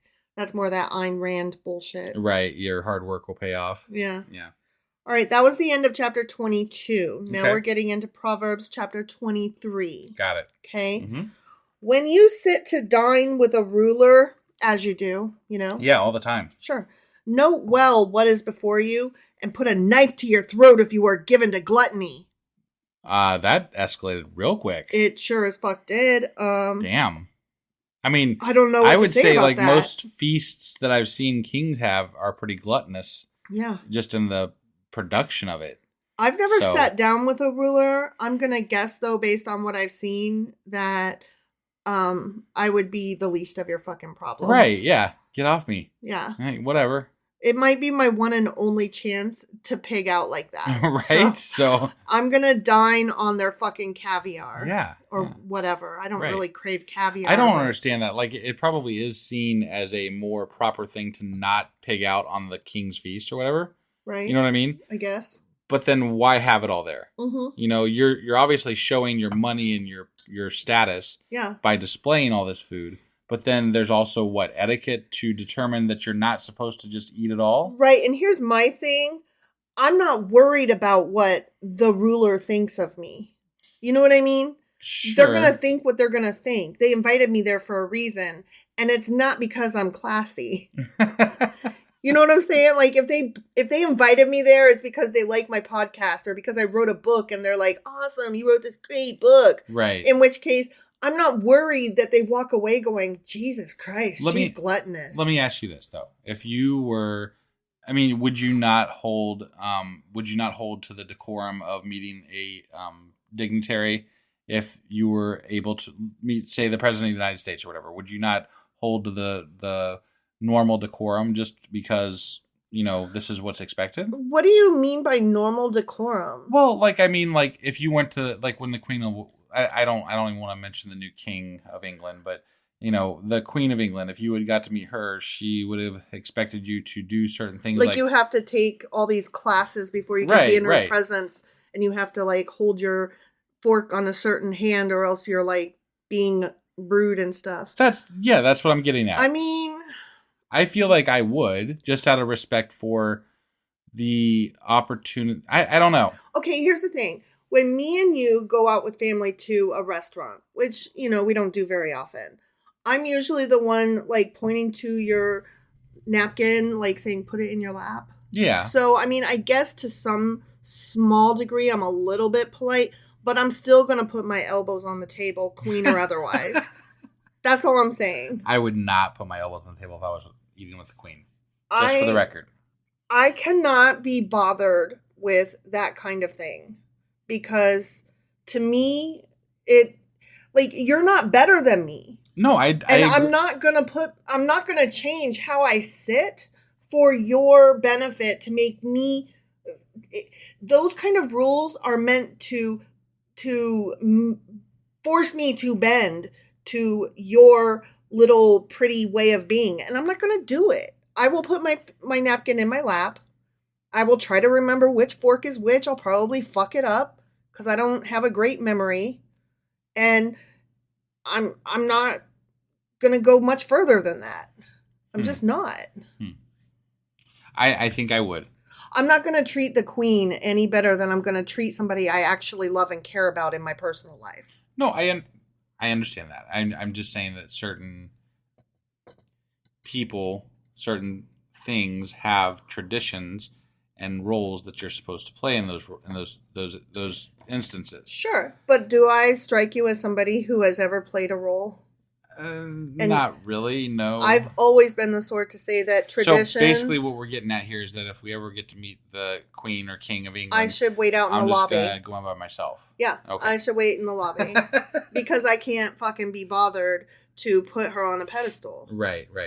Now, if we went to meet the President of the United States, I don't think whoever he may be, is going to be fucking worried if I put my goddamn elbows on the table. Probably not. Although... They're going to give you a little lesson in security. Like, they're not going to give you lessons before you go meet him on which fucking fork to use. They're going to say, don't move beyond this circle. Always refer to him as Mr. President. Right. You know what I mean? Like, you're going to get cautioned by security, not by a fucking etiquette cop. Right. So, whatever. I'm not worried about that kind of shit. Got it. Anyway, do not crave his delicacies, for that food is deceptive. See, you shouldn't even be eating that anyway. Food? It's what I'm saying. It's fucking, it's trappings. Okay, all right. It's there to show off. But I thought kings were like God's, mouthpiece, basically. That was a different chapter. Okay. In this chapter, kings suck and the poor is awesome. Got it. Do not wear yourself out to get rich. Except for also work hard, so I'm not sure which way to go here. Do not trust your own cleverness. I beg to differ. Right? I trust my own cleverness insofar as I know what I don't know, and I know that I need to learn more. Right. How about that? I mean, I definitely ask for help all the time, but I also I think I'm pretty clever. You are pretty fucking clever. So I trust it often. Yeah. So you might not know the benefit of the Oxford comma, but you know a fuck ton about other stuff. I do have know the benefit of the Oxford comma. Okay. So. It was supposed to be an example. No, I know. And, I'm just saying. Okay. You've taught me some things. I have taught you some things. Yeah. And you've taught me some things. Yes. We teach each other. Yes. Cast but a glance at riches, and they are gone. For they will surely sprout wings and fly off to the sky like an eagle. Well, that's no problem. I can't find any. To look at, so we don't seem to attract much riches, and they do fly away. I will tell you that. Right? Yeah, I was looking around. I don't see. We got a typewriter. I like our typewriters. I do like our typewriters. I like our books. We have a lot of vinyl records. We do. Like a fuck ton. Yeah, a lot. And board games. We got a fuck ton of board games. We got a really cool cat. Full. Got a great cat. Yeah. Got a great kid. We do. Yeah. Huge basement. What the fuck? We have some really good board games. I said that. Oh, you did? I'm sorry. You were busy. I'm sorry. I was looking for other things. Yeah, I'm looking. We have an extensive medicine cabinet. But that's because we're old. I guess. Do not eat the food of a begrudging host. Do not crave his delicacies. For okay. He is the kind of person who is always thinking about the cost. Then they're equating rulers to greedy fucks. Yeah. Interesting. Right. There's no consistency. Right. There's no consistency. I'm just not sure how I don't understand this necessarily. Yeah, I don't. Yeah. Eat and drink, he says to you, but his heart is not with you. You will vomit up the little you have eaten and will have wasted your compliments. Wait, why will you vomit it up? Because it's so poisonous with his badness. Oh my God. This is silly. This is dumb. It is dumb. It's not that I disagree that, rich people suck. Sure, I guess. For hoarding wealth and for not helping fix the system that lets them hoard wealth. But not all of them do that either. I mean, like, there are some rich people that do work towards donating their sure, extra monies towards and there good are things. And rich people who insist on that the rich should be higher taxed. Right. So, yes, that is awesome. Again, yes, I know the rich are not a monolith. Not all rich people, blah, blah, blah. Right. Okay? Anyway, rich people suck. Sure.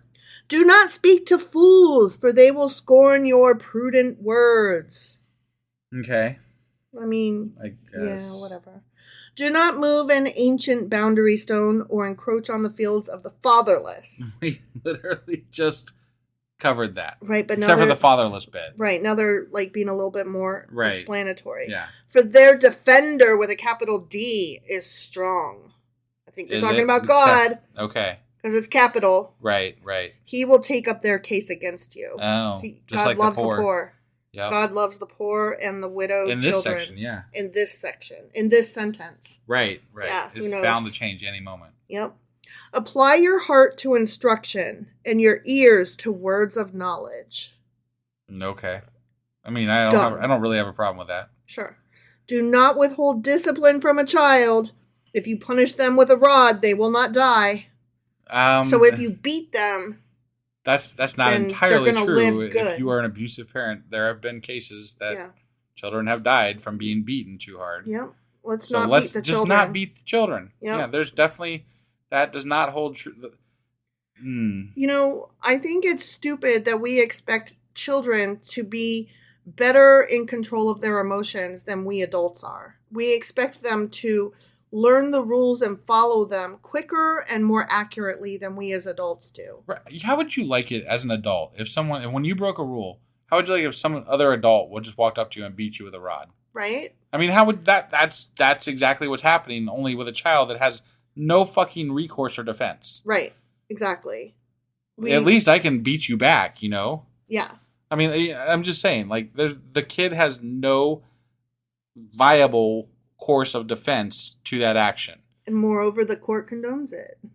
To an extent. What is a child supposed to do? If a child hits back, then the child gets put in fucking juvie or whatever. Yeah. The child is in trouble. So the child is not allowed to defend him or herself. Right. They have to build a case of the parent has beat them and you have to prove it. You have to prove it so fucking hard that it's I don't even understand.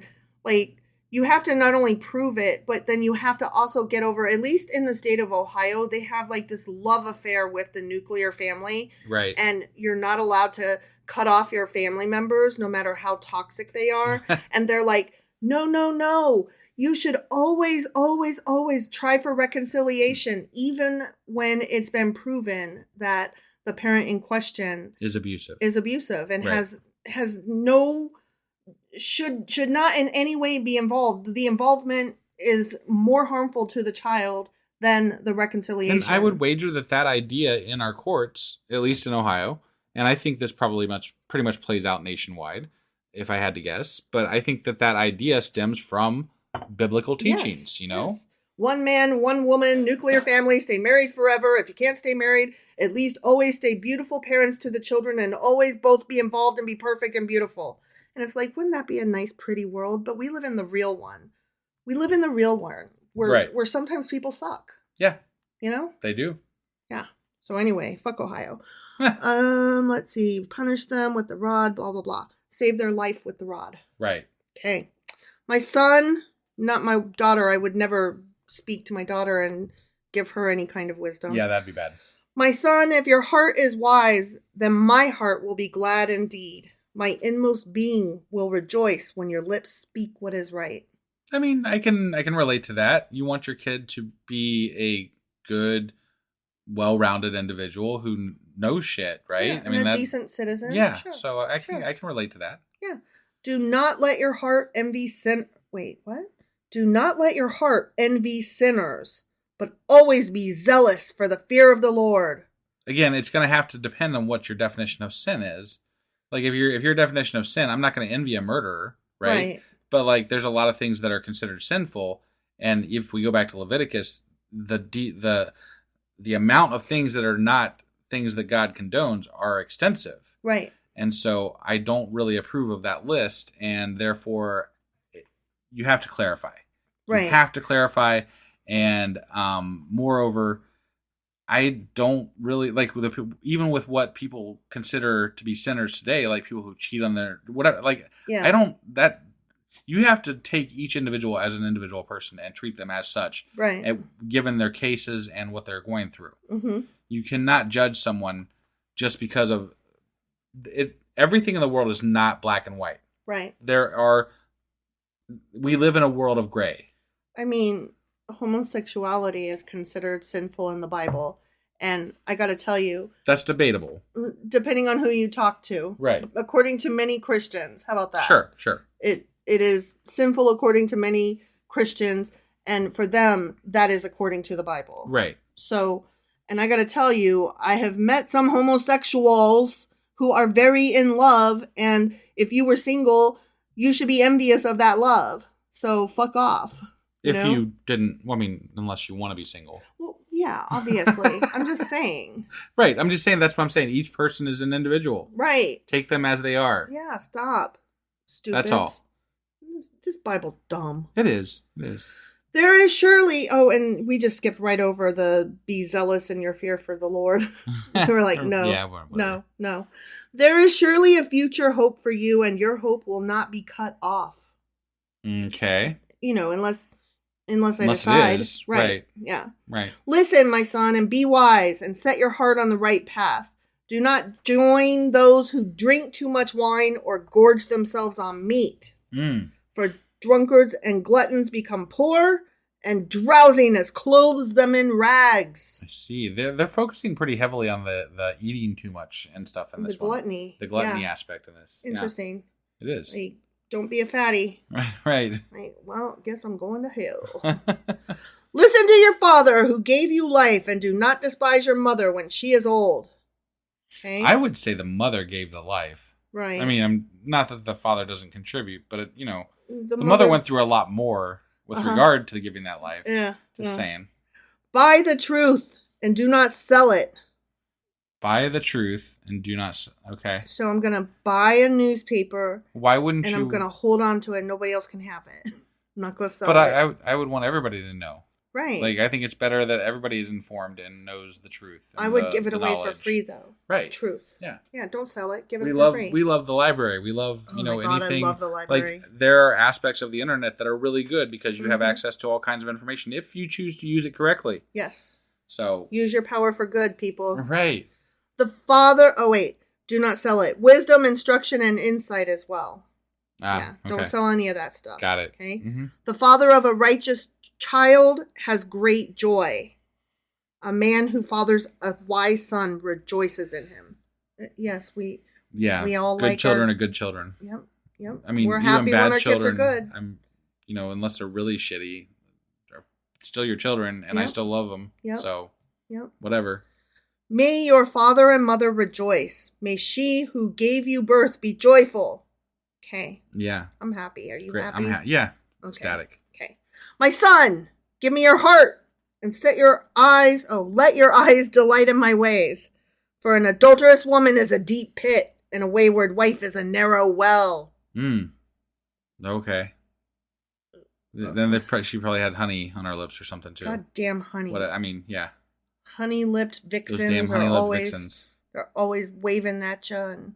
No, but this is the wayward wife. So in our marriage, it would be me putting honey on my lips and going out. Right. But it said something about a temptress before that or something too. An adulterous woman is a deep pit, and a wayward wife is a narrow well. So they're saying, like, if you go for the adulterous woman or your wife is an adulterous woman, either way, that adulterous woman is a piece of shit, basically. Yeah. Women suck. I guess. The men can come back from it, but the women. Right.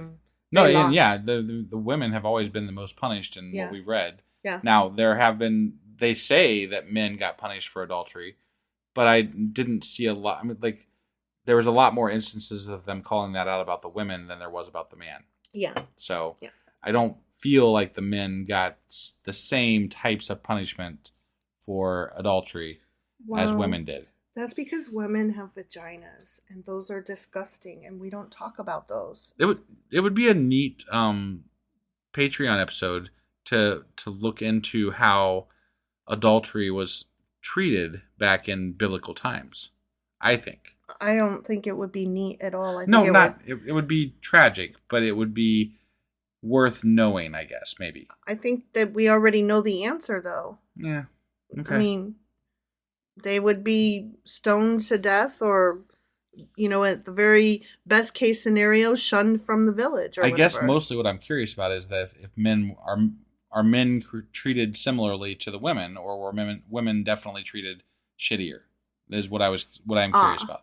Because the laws supposedly apply to men and women. Right. So, but they only ever call out the women. So. The men are the ones that wrote the laws, and they're the ones that enforce them. So I'm going to guess that the women bore the brunt of the punishment. And the way they talk about the adulterous woman, right? Yeah. Like there is no blame for the man there. So it sounds to me like the woman is the one that's always getting in trouble. Because he got distracted by her. His eyes got put under her spell. Mm-hmm. Like a bandit, she lies in wait and multiplies the unfaithful among men. See? She's just standing there, like, just shaking it for all she's worth, and magic seduction rays come out of her. It's all her fault that half the town, slept with her. Yeah. It's her fault. Yes. It's not the men's fault. They didn't sleep with her. She slept with them. She had fucking honey on her lips, for God's sakes. Yeah. How could the men be, in trouble for that? She had rainbows coming out of her vagina. Right. Yeah. And as soon as the rainbows got in those men's eye, they had no choice. It's tragic for those men, It's the Care Bear stare, but it's vaginas instead of hearts. On a Care Bear thing lately. I can't help it. You can't help it. It's vaginas instead of hearts. Got it. Okay. That's where the Care Bear stare is coming from. Got it. Okay. Who has woe? Who has sorrow? Who has strife? Who has complaints? Who has needless bruises? Who has bloodshot eyes? Me? No, you don't have any of those. I don't have woe or strife? Okay, you do. Okay. Do you have sorrow? Sometimes over, things. Do you have complaints? Do you have I definitely have complaints. Do you have needless bruises and bloodshot eyes? No, that would be more your thing when you run into things. Oh, I do. I run into everything. My God. You guys, you would not believe how many bruises I have on my hips, like all the time, because I'm always like, oh shit, there's a corner there. Or, oh, look out for that wall. And wife bruises so easily. I'm like, God damn it, everybody's going to think I beat you. And it's true. Not true. It's the house. The house beats me because I trip over it all the goddamn time. Right. It's pretty sad. And like, if you look at wife, she has like veins on the, like they're on my the veins are on the outside. And it's true. She bruises so fucking easily. I'm probably anemic. Something. Who knows? I know. Yeah. Do you have bloodshot eyes? You don't. No. So, okay, I'm going to tell you who has all these things. Ready? Okay, I'm ready. Those who linger over wine, who go to sample bowls of mixed wine. So, drunkards. Oh, okay. Do not gaze at wine when it is red. What? There's literally red wine. Why can you not Don't gaze at it. Take your eyes off it. Okay. When it sparkles in the cup, when it goes down smoothly, don't stare at it. Don't look at it. Why? Don't gaze at it. Because it'll hypnotize you. It'll put the Care Bear stare on you. But Jesus, apparently. No, again, we're not there yet. I know we're not there. Spoilers. Yet. Okay. All right. We don't talk about Jesus yet. He hasn't been born yet. Is wine bad? Wine's bad. Okay. We don't like it. Don't do it. All right. In the end, it bites like a snake and poisons like a viper. Damn. It's so scary. Red wine is scary. It scares me. It's scarier than... In no way whatsoever. It's scarier than a scary movie like The Exorcist. Or like Poltergeist. Yeah. Red wine is going to get you. You and my mom must be in bad states. So we are in bad states because I don't drink a lot except when I go to your mom's house. And she plies me with wine and I gladly drink it all. Yeah.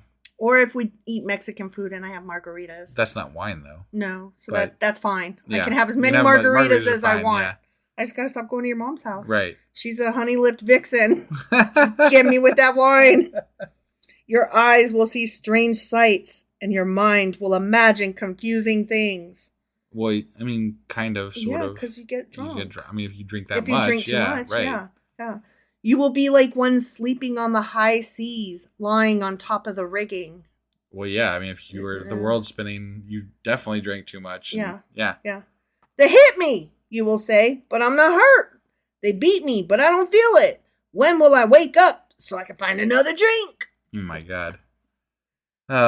You went from like having a glass of wine to getting drunk to now you're an alcoholic. Yeah, like, right? In one fell swoop. I mean, obviously, you know, alcoholism, we've talked about this just in maybe the last episode even. Mm-hmm. But, like, that's not a good thing. You know, Right. like, you gotta, that's a hard thing to deal with. And, Mm-hmm. and oftentimes you do have to, like, not drink.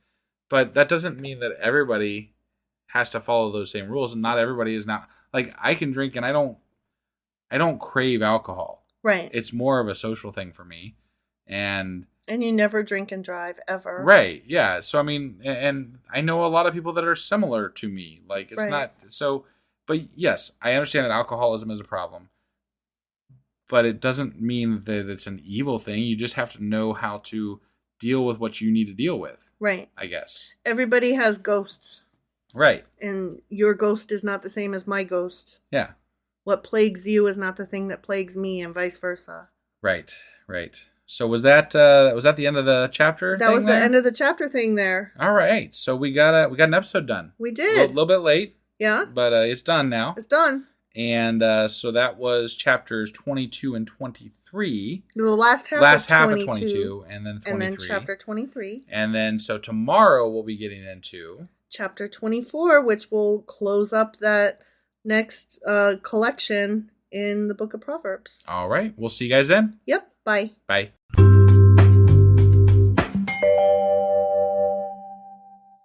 Husband. Wife. Do you remember where we're at? We just did one a few minutes ago, so you should remember.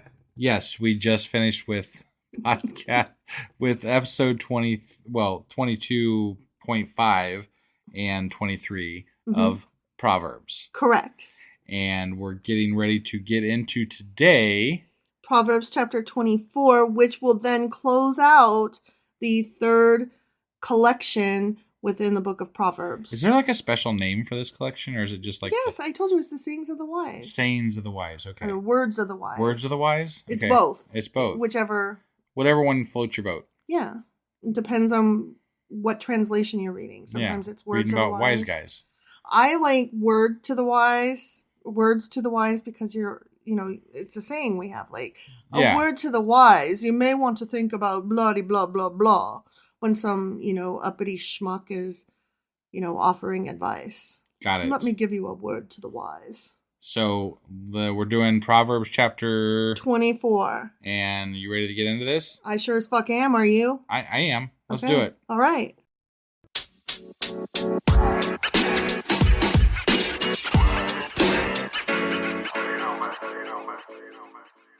All right, so we are continuing on with this third collection of Wise guys. Proverbs, the sayings of the wise, which are precepts and warnings.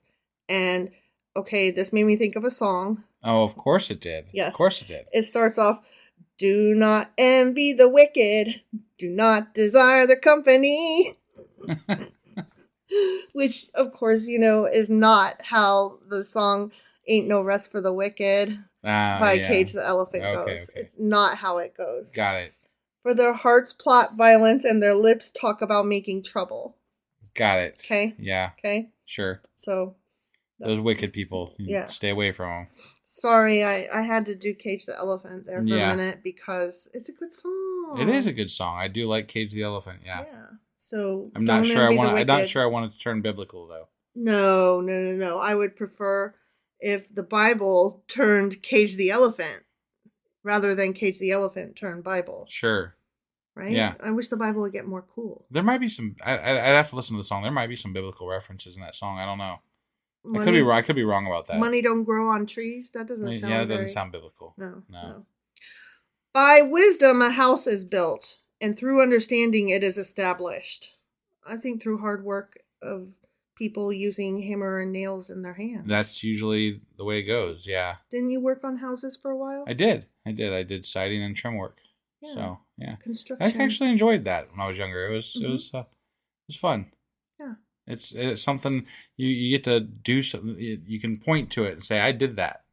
Yeah. It's kind of. I still love making things and building things and tinkering with things With your hands. Yeah, like Yeah. it's definitely if I had a hobby, it's just tinkering with shit. You do love So. to tinker. Yeah. My husband is a tinker toy. Through knowledge, its rooms are filled with rare and beautiful treasures. I don't know if that's true or not. Yeah. Through the money that you make at your job, you can afford to fill the rooms Right. with rare and beautiful treasures. Right. Yeah. Like board games and records and sure. cats and They didn't have books. much of that back in the biblical times, though. No, I don't know what no. they would have collected back then. Pottery and Maybe, yeah. gold. Sure. Lots of gold. Yeah. Yeah. Carvings, maybe. Okay. If you had a lot of money, maybe you could commission like a carving. Probably inks, like for the color of cloth that their dresses and That tents could be were. tablets, Like, maybe. oh, tablets. Yeah, Not like a set of books. Not like a Kindle Fire. No. Not like that kind No. of tablet. No. Like rock tablets. Rock tablets, yeah. You think? Can you? That'd be a neat little bookshelf, right? Oh my God. Bookshelf full of rock tablets. That would be awesome. Like, I want to go get a bunch of rocks that are shaped like stone tablets. And then just like chisel some shit into them. Yeah. Yeah. As decoration. Right. That would be cool. The wise prevail through great power, and those who have knowledge muster their strength. Okay. Do they? I don't know. I don't necessarily think that the people in power are wise. I think that they're just louder than the rest of us and manage to work their way up. I kind of feel like the people that are wise and have knowledge kind of get shit on, actually. Yeah.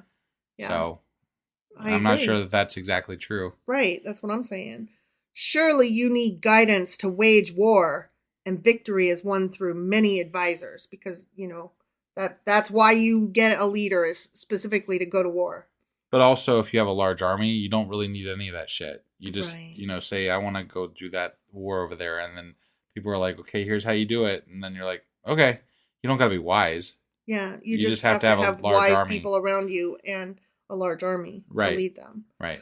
But I just find it funny that the whole reason that you want a leader is specifically so that you can go to war with other people. Right.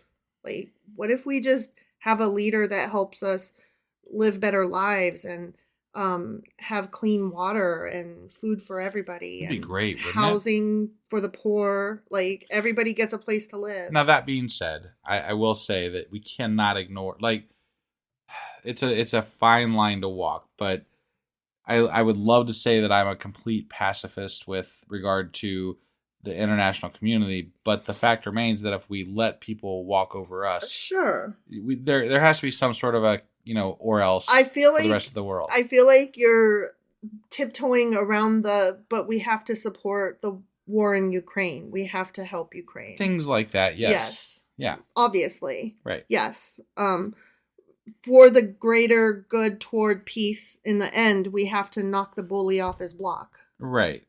Right. Like, he's trying to take over the world. We gotta put Putin down. Right. You know? Right. Or at least not let him Step all over us. Right. Right. Which right now means protecting Ukraine. Yeah. So anyway, but yes, peace would be the best option. So let's get there. Yeah. Let's get the bully out of the way so we can go back to having some peace. Right. Right. Wisdom is too high for fools. It's up on the top shelf. They're short, maybe. You know what also is too high? What's that? People with edibles. Which not if you take just the right amount. Yeah. Yeah. You don't have to be too high. It just could be too high. Recreational marijuana is on the ballot in Ohio this November. I'm excited about that. Me too. Do you think it'll pass? I really hope so. It needs to. I hope it passes too. Yeah. Like, there's no reason why it should be outlawed. Nope. It should not be outlawed. So let us hope. Right. Fingers crossed. Yeah. In the assembly at the gate, they must not open their mouths. Why not? Because wisdom is too high for fools. Okay. But, like, the assembly at the gate, right? They're probably protesting something, I would imagine. Yeah. And that's when you open your mouth. But they're saying don't protest or don't, I don't I don't understand that. I don't really know what it means. Okay. Pass. Yeah. Whoever plots evil will be known as a schemer. That is actually true. Cold. Yeah, that's correct. That is correct. Mm-hmm. Good on you. Good job. The schemes of folly are sin, and people detest a mocker. Yeah. How do you determine which ones are the schemes of folly, though? The schemes. Again, of it comes folly. down to determining what sin actually is. But people do detest a mocker. Sure. Unless you're mocking somebody who is deserving of mocking. But even like, what if we're all mocking Trump, you know? Right, but even then, we try to tell each other, okay, but we don't need to attack his weight or his age or, like, other things. Come on. Sure. So that's, like, we can all detest him and not be, like, there's no sense fat shaming, even for a piece of shit like Trump. Got it. Who tries to say that he only weighs 215 pounds and I'm here to call bullshit. Not because it matters, but because he's a fucking liar. Right. If you falter in a time of trouble, how small is your strength? Wow. That's shitty. Wow. Yeah, like, why? You're having trouble. People fall. That's crappy. Yeah, I don't like that. I don't like that either. Nope. Rescue those being led away to death. Hold back those staggering towards slaughter. Yeah. Rescue. Okay. Yeah. Yeah. Okay. That I'm good with that. That's an argument against capital punishment. Yeah. Like the death penalty and stuff like that. Sure. Yeah. Rescue those being led away to death. Right. And hold back those staggering towards slaughter. Like fight hungry people. Warmongering. Got it. Hold them back. Sure. Yeah, we don't need... But they also condone the death penalty in the Bible, so I don't think that's what that... You could use that as an argument, but... Well, I don't know what they mean otherwise then. I don't know what it means otherwise. Whatever. I don't know. I don't care. If you say, but we knew nothing about this. Does not he who weighs the heart perceive it? Don't be that guy that's like, I was just following rules. I didn't know. Right? Right. Does not he who guards your life know it? God knows your heart. He doesn't, though. Mm-hmm. But he knows if you were just like passing the buck. He doesn't know shit, though. Right. No, I agree with you, but that's what this is saying. Even in the Bible, in canon, God doesn't know everybody's heart. Except for when he changes your heart like he did with Pharaoh. Sure. Sometimes he does know specific people's hearts, but generally he can't find a fucking... needle in a haystack? Well, yeah. His ass out of a paper bag? Right, yeah. Yeah. His way around a cardboard box? Right. Yeah. So... I was filling in the blank with all the things. Yeah, I was trying to... Yeah, I was drawing nothing. Yeah. Out of my brain. Right. Got it. Will he not repay everyone according to what they have done? That's what I hear, but... That's what they say. Huh. Eat honey, my son, for it is good. But keep it off your lips. Keep it off your goddamn lips. Yeah. Honey from the comb is sweet to your taste. It really is, actually. I have not had a honeycomb in a while, but those are so goddamn good. Are they? Oh, man. Okay. Know also that wisdom is like honey for you. If you find it, there is a future hope for you, and your hope will not be cut off. So we only don't like honey when it's on a woman's vixen's lip. Yeah. If she got hot lip. Right. Hot lip Houlihan. Yeah. Okay. Yeah. Got it. Do not lurk like a thief near the house of the righteous. Do not plunder their dwelling place. I mean, don't steal from anybody. Yeah. But don't lurk. Don't be a lurky-loo. I mean, don't lurk anywhere. Yeah. Not just the righteous. Just don't lurk. Don't lurk. Don't be a lurker. Don't be a mocker and don't be a lurker. Yeah. Okay. And don't plunder. Yeah. For though the righteous fall 7 times, they rise again. But the wicked stumble when calamity strikes. Sure. Okay. Do not gloat when your enemy falls. Ooh. Don't have that schadenfreude. Right. I'm like, but I do though. Yeah. I want to be a better person, you guys. It's hard not to have it. I'm just not. I'm not a better person. Right.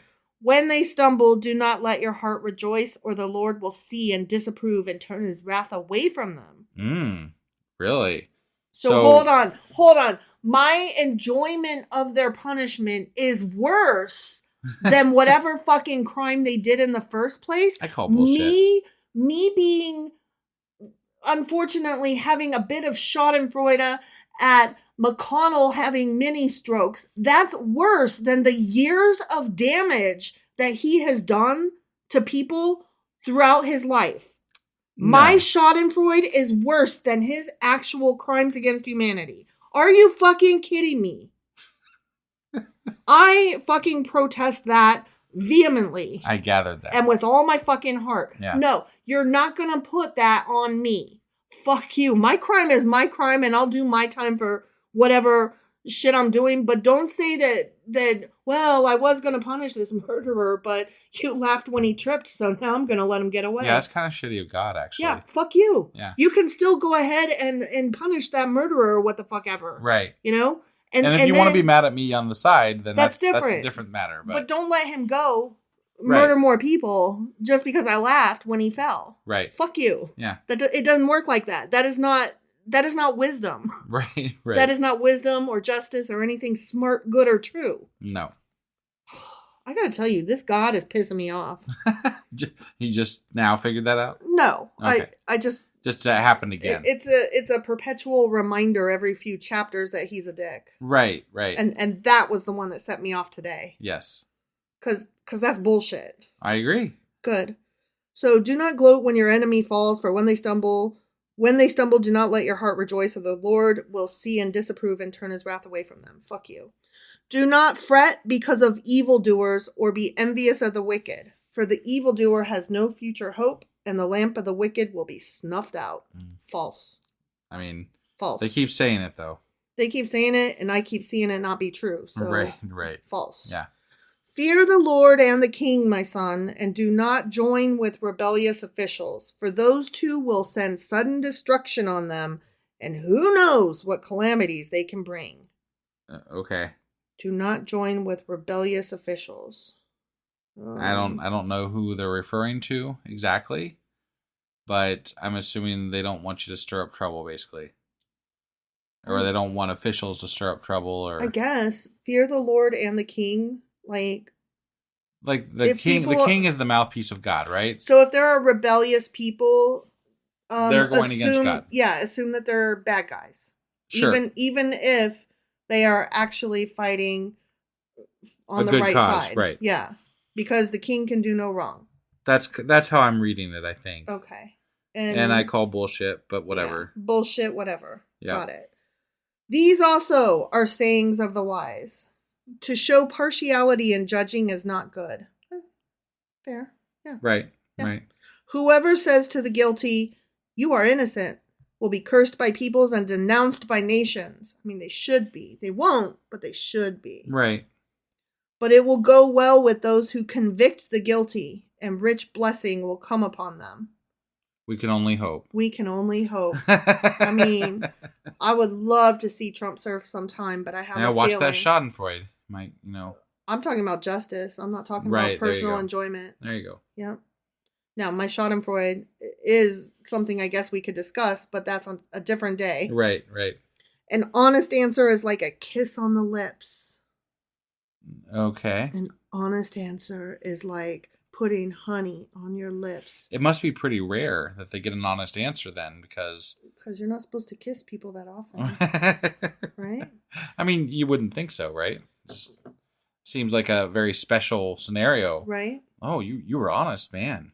That's a kiss you. You're right. Mwah.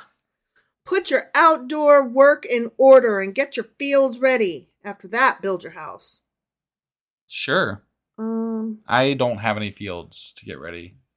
I do have a yard that I could work on a little bit more. I'm trying to understand what this means. Like, get your shit in order before you decorate. Remember how they were talking about sluggards earlier and how they never have the fields plowed on time and they don't have any, you know, blah, blah, blah, whatever. Right. So I think this is just more of the get your shit done and you'll reap the rewards. Okay. So. Okay. And it's telling you what order to do it in, because you got to get those fields planted and then you can worry about the house. So you got to get a job before you can afford a mortgage. Well, that, and you got to plant the seeds in spring, and once you get that, like, that's early on in the season, so then you can worry about the house after you get the seeds planted.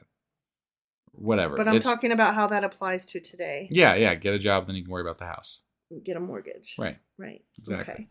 Do not testify against your neighbor without cause. Would you use your lips to mislead? I would if there was honey on them. But there's not, so no, I wouldn't. Do not say, "I'll do to them as they have done to me. I'll pay them back for what they did." So don't be vengeful. Don't be an ass. Right. Got it. So it's not an eye for an eye. Got it. I mean, not there. Not there. Yeah. It is in other places, but not this one. Right. I went past the field of a sluggard, past the vineyard of someone who has no sense. Thorns had come up everywhere. The ground was covered with weeds, and the stone wall was in ruins. I applied my heart to what I observed and learned a lesson from what I saw. Ready? Don't be lazy. A little sleep, a little slumber, a little folding of the hands to rest, and poverty will come on you like a thief. Yeah, and scarcity like an armed man. You can't have that rest. You can't sleep. Jesus. No. A little sleep, a little slumber, a little folding of the hands to rest. Folding of the hands, huh? Don't do that. Don't have a little sleep. Yeah. Don't have a little slumber. Don't have a little folding of the hands to rest. Right. Only ever be working all the time. Okay? Yeah. Never, ever go to bed. I mean, sometimes I feel like I work all the time. Even the Lord took a rest. Yeah, I mean, yeah. So fuck off. Right. I don't care for that. I don't think, yeah. Whatever. Okay. So ain't no rest for the wicked. Right. No, Or there the is rest good. for the wicked. There's only rest for the wicked. Right. Got Yeah. it. Yeah. And that's it. Oh, that was it? Yeah. Okay. You're like rolling your finger at me like, okay, keep going. And I'm like, no, I didn't know that you were done. I'm sorry. I am done now. I didn't know that was the last bit. That was the last bit. I apologize. I thought you saw I'm at the bottom. Well, I mean, I did, but sometimes, Nope, there's I'm so much done. more to go. All right. So that was Proverbs chapter 24. Sure as fuck was. And it was the end of the third collection. Awesome. So that means that we're getting back into more Solomon shit. Yep.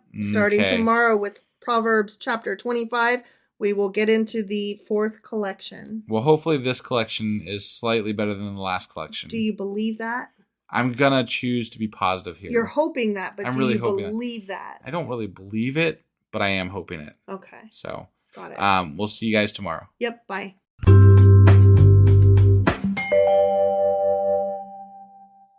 Husband, Wife! do you remember where we are today? Well, we just finished with one of the collections, Mm-hmm. and that was about wise guys, right? Wise guys? Wise sayings. The wise sayings of the wise. Wise guys, yeah. Why you gotta be a wise guy? Wise words. Words to the wise. And that means that today we're getting back into some more Solomonic Proverbs. Is that correct? That is correct. We are starting the fourth collection within the collection of the book of Proverbs. Okay. And as you said, they are the Solomonic Proverbs, or the further collection of Solomonic Proverbs, or more Proverbs of Solomon. Hold on, I'm gonna celebrate real quick. Yay! There we go. So silly. Now we're ready to get into these. These comprise not chapters yet. 25 through 29. Okay.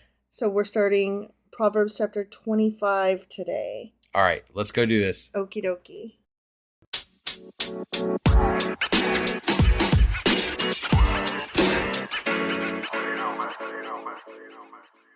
Okay, so as I said, we're getting into Proverbs chapter 25. Okay. It's the fourth collection within the book of Proverbs. All right. And I just wanted to say a couple things about them before we start. Go for it. Okay? Yeah. So, first of all, they were supposed to have been transmitted and edited by royal scribes during the reign of Hezekiah. Transmitted sounds like it's an STD.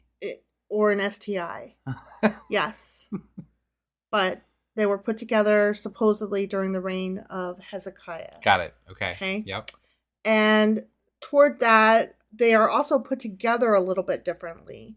Like, the last Proverbs that we've been reading have all been good is good and bad is bad. Therefore, Yes. be good and don't be bad. Not happy with those. Right. But they're like set up in this, so that. Right. Right? Yeah.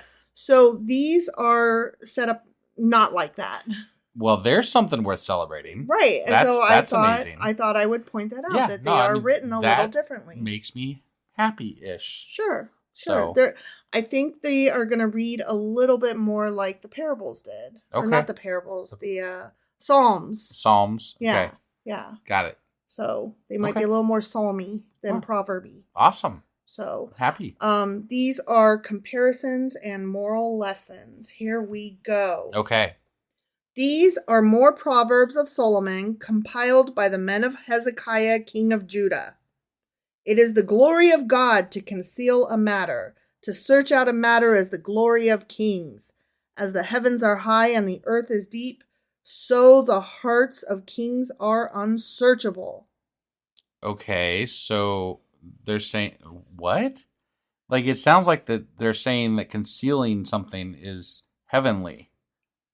Is that what I'm to gather here? As long as it's a king, because kings are extra special only people. Only kings can search out a matter. So this is man. that the common man doesn't need to be privy to all the information because kings are so much more special and obviously direct lines to God and stuff. So they are extra special and deserve more information than everybody else. Sure. Yeah, y'all commoners, you poors out there, you just don't know. You don't get it, yeah. You're not a king. Don't worry about it. You didn't get born into this. Jesus, what's wrong with you? So don't worry your pretty little head. I fucking hate that type of thinking. Me too. Remove the dross from the silver, and a silversmith can produce a vessel. Remove wicked officials from the king's presence, and his throne will be established through righteousness. So basically get rid of everybody the king doesn't like. Yeah.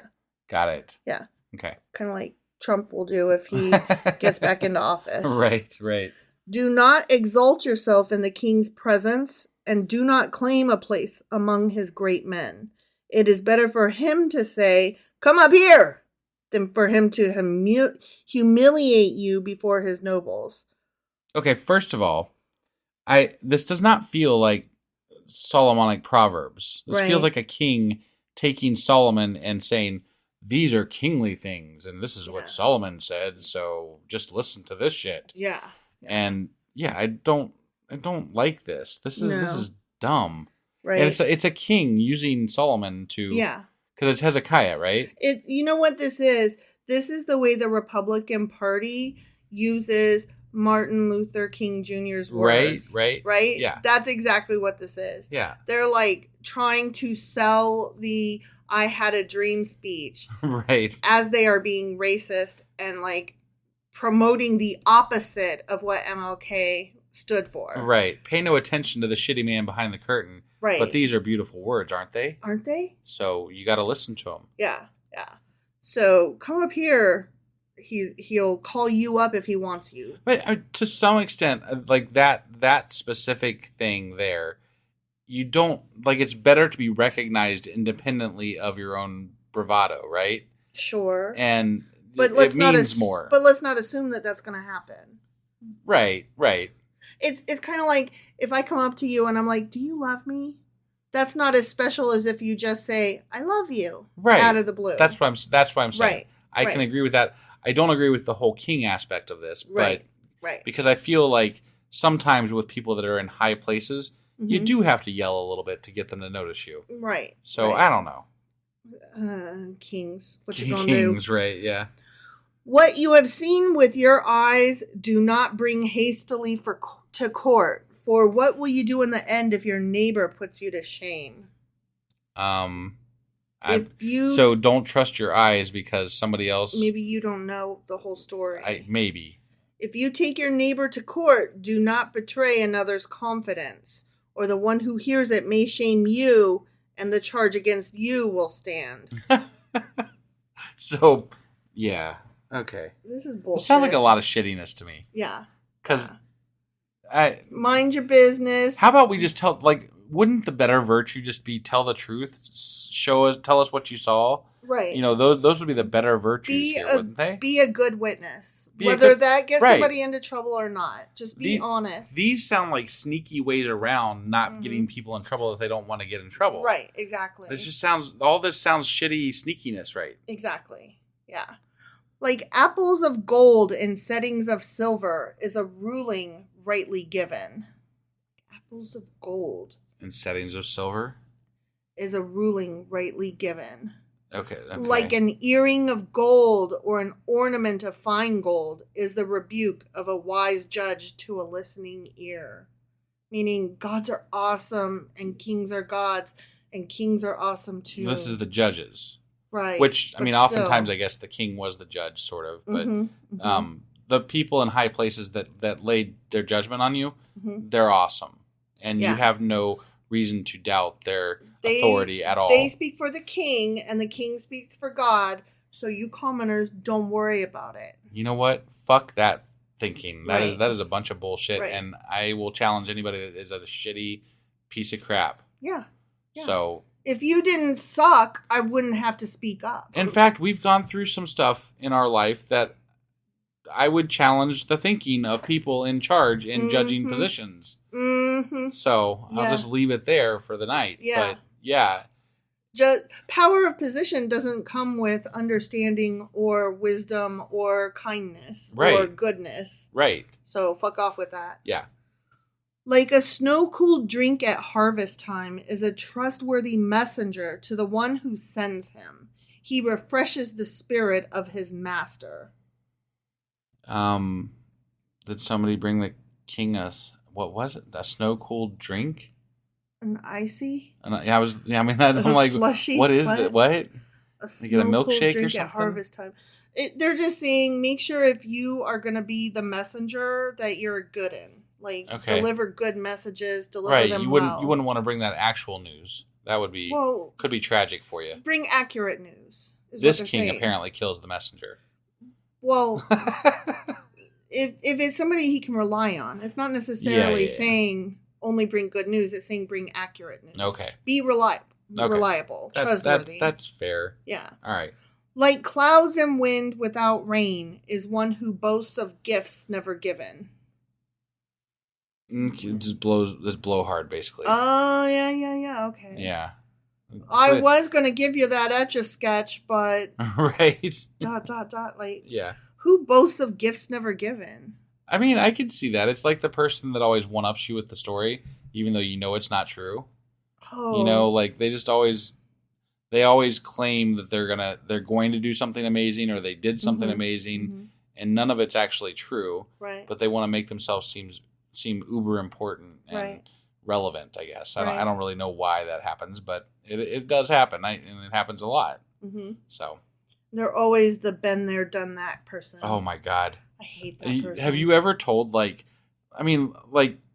have gone on like with 5 or 6 different stories, only to be one-upped on every single one of them, and I'm like, there's literally no fucking way, right? No fucking way. That's not even possible. Right. And it's just so aggravating when that happens. I'm like, first of all, you could just keep your mouth shut and let me tell my story. Right. Secondly, you literally one-upped me on every fucking story. Right. That's but I was actually kind of testing you with the last ones just to see what would happen, you know? And sure enough, you know. Did you tell them that you almost made it into the Olympics to see if they actually got there? I didn't go that far, no. You should have. I should have, yeah. You should have. Right. I think maybe even they have a line that they might not cross just to see, you know. Well, if you feel drawn into this competition again. I might try that next time. Just like say something absolutely insane. Yeah, like when I was younger, I almost made it into the Olympics, but I pulled a hamstring at the last minute. Right. And so, you know, I mean, to be fair, I was only going to be an alternate. You know, like make it where it's almost believable. Yeah. Right. Right. Like, okay, I'll be honest with you. It wasn't the actual team. I was going to be an alternate. Right. But I pulled a hamstring, so I didn't get to go. Yeah. But you got to have your details down. Like, you got to know which Olympics was it, what sport was it, and who all was there. You know what I mean? You got to have your story down. I'm going to have something like that ready to go. Yeah. Just to try it out. Yeah. Do. Next time somebody does something like that. Yeah. I think you should. Okay.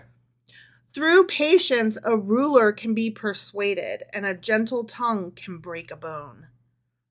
I can... The pen is mightier than the sword? Something like that. I think it's more like it's my approach. It's the way that I can whittle somebody down to make them see my way over time nicely. And then eventually get them to, you know. Whereas I'm like, lost cause, can't be bothered. Right. Yeah, but I'll take the long route and you know, work my case. So yeah. You win. I mean, sometimes. If you find honey, eat just enough. too much of it and you gonna vomit. Sure. Yeah. I mean, you could say that about pretty much anything. Moderation, my friends. Right. Yeah. Including moderation. Yep. That's not bad advice. Right. Seldom set foot in your neighbor's house. Too much of you and they will hate ya. Damn. I mean, that's true. I guess. Like, I mean, don't overstay your welcome. Right. Yeah. Yeah. That's fair. Yeah. That's fair. Like a club or a sword or a sharp arrow is one who gives false testimony against a neighbor. Yeah. Don't be a liar face. Yeah.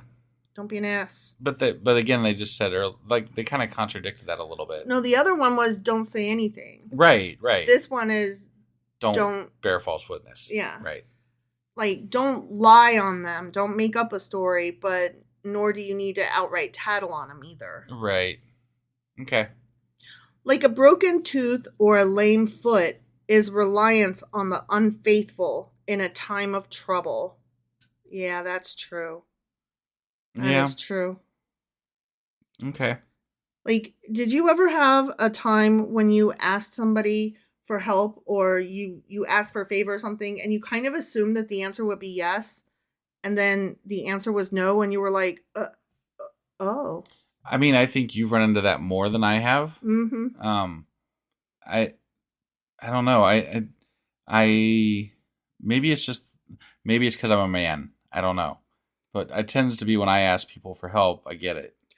So I don't run into that as often as you did. I think that it has to do with that. I don't discount that. Right. I also think it has to do with our families.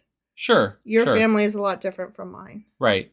And a lot of the friends that I have acquired over the years they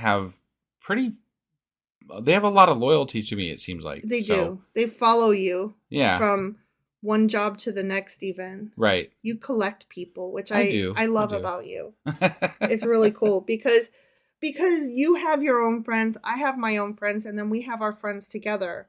And, friends that we have made together over the years. Yeah. But it's nice that we each have our own separate things. Right. And people that you have relationships with that predate me. Yeah. And vice versa. Well, and there's people that I could call up out of the blue and they would probably do, like people I haven't talked to in years. Yeah. That I could probably elicit help from if I really wanted to. Right. So. I make friends kind of easily, but I don't keep them very easily. Right. But I mean, you tend to.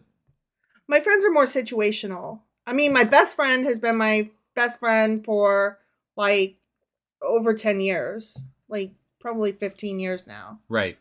And that's awesome. But yeah.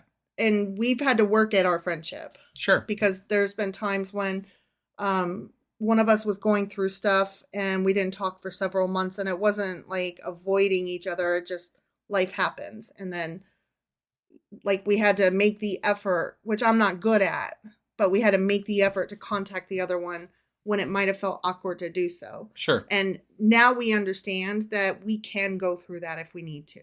Right. Which is cool. But most other friends, once I lost contact, I didn't pursue and they didn't either. So I kind of feel like whatever. Yeah. It was just situational. I would say that, and this is just my 2 cents. I think your friendship with your best friend is a lot better than any of my friendships with my friends. My friends are more specific to a certain thing.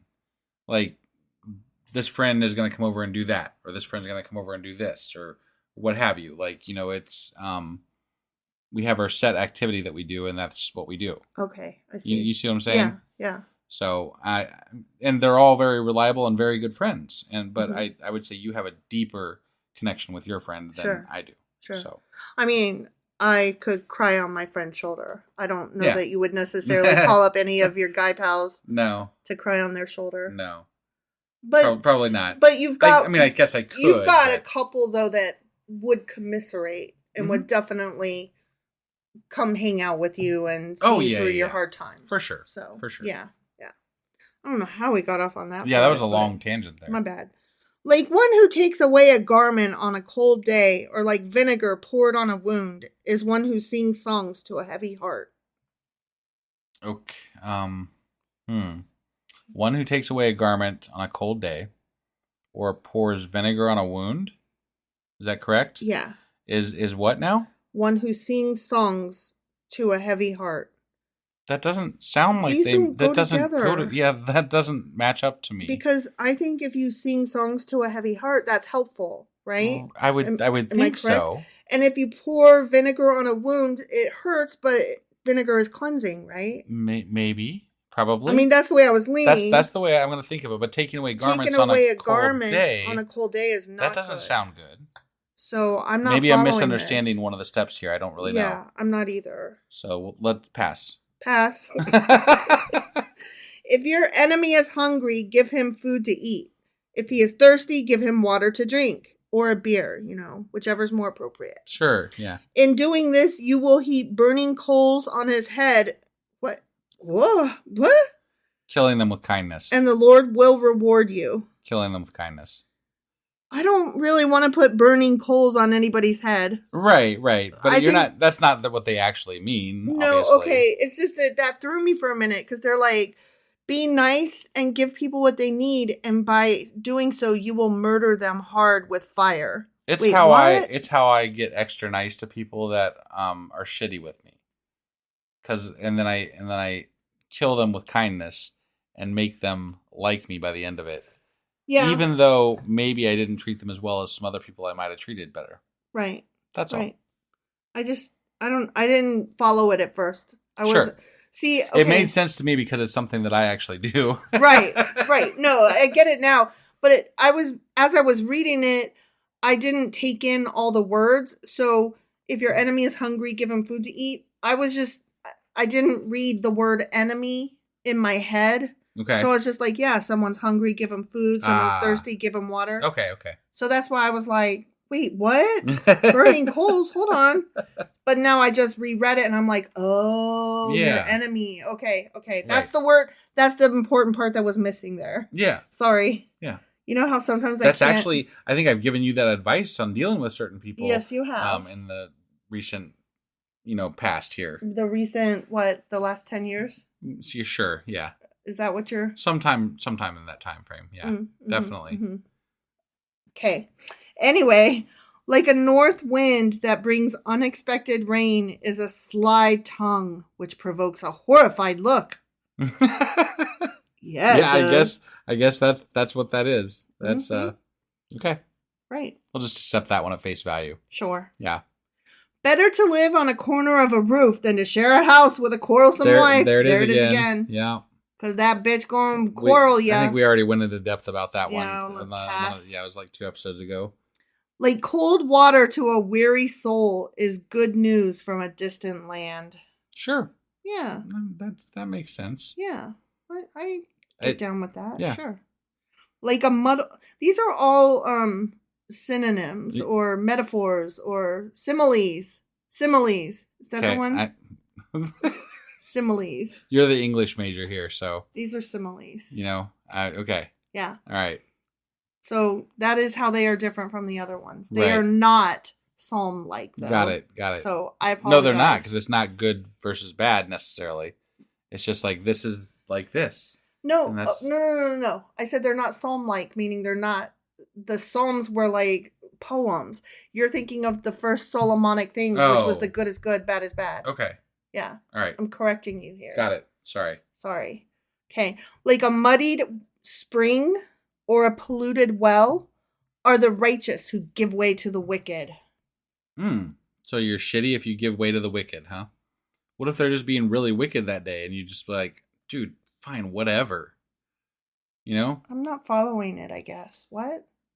It's clouding you're allowing them to cloud your judgment. You're allowing them to screw up your righteous path by letting them do something. I guess I just need an example of a righteous person giving way to the wicked. I guess I just need to understand what that means. Like if somebody cuts in front of you in line. Yeah. That would be actually... Sometimes you just let them do it because it's fucking easier. Right. I think that's a good example, actually. Although I'm the asshole that's like, my guy, there's a line. Right. But there's also advice that says you just keep your mouth shut, too. Right. In the Bible that we read recently. Right.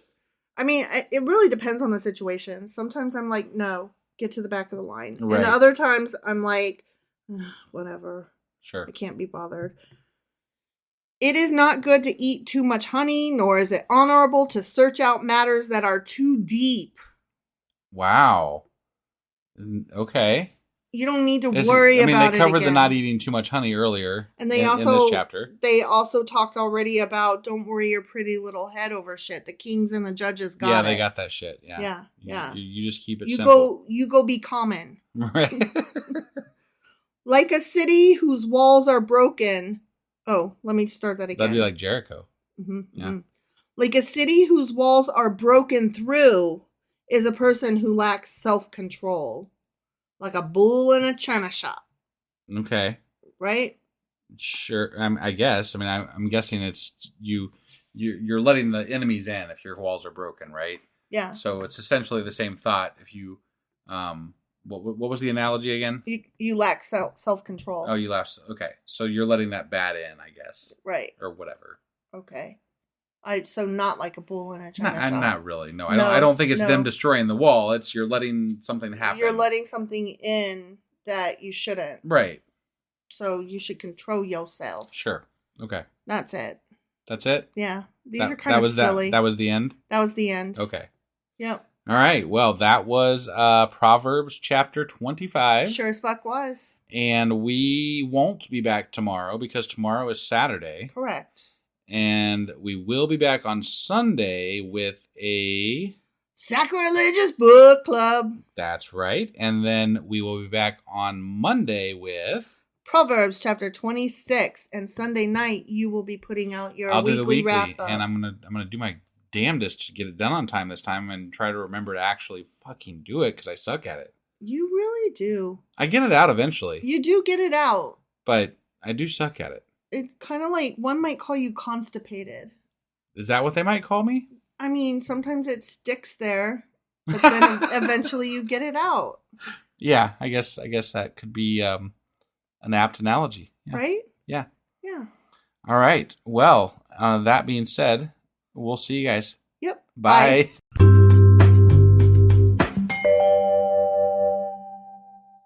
Husband. Wife. Do you know what today is? Well, it is Sunday, and we're not doing a Patreon special episode today, so that leaves...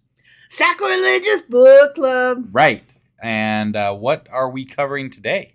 Well, we are still in the book A Treasury of Jewish Folklore, Stories, Traditions, Legends, Humor, Wisdom, and Folk Songs of the Jewish People, edited by Nathan Ozubel. And today... we are going to be getting into some,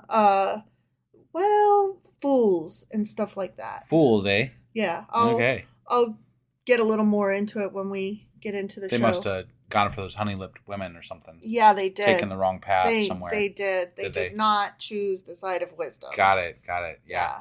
All right. Well, let's go do this. Okie dokie.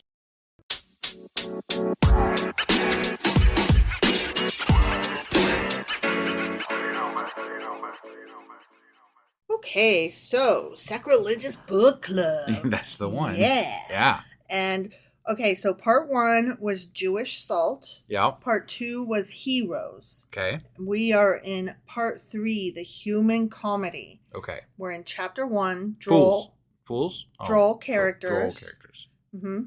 And we are in part 3, Fools and Simpletons. Fools, there it is. Underneath of which falls the wisdom of Chelm, which we'll get into in a second. Got it. But Fools and Simpletons. Simpletons, yeah. Symptom of simpletons. Yeah. So this section starts on page 319. Okay. So we are really cruising along through this book. Yep. Not at all. Right. But it's a big book. We're about halfway through. Almost. Yeah. Almost halfway we're getting there, yeah. Again, this starts on page 319, and the introduction starts off Laughing at the absurdities of fools is one of the oldest diversions of mankind. There is within all of us a deep-seated psychological drive to achieve self-elevation by means of disparaging others whom we are pleased to consider less bright than ourselves. A fool, of course, is always the other fellow, never ourselves. Do you ever wonder who is at the bottom of that spiraling pit of foolishness? Well, there are people who know they are fools.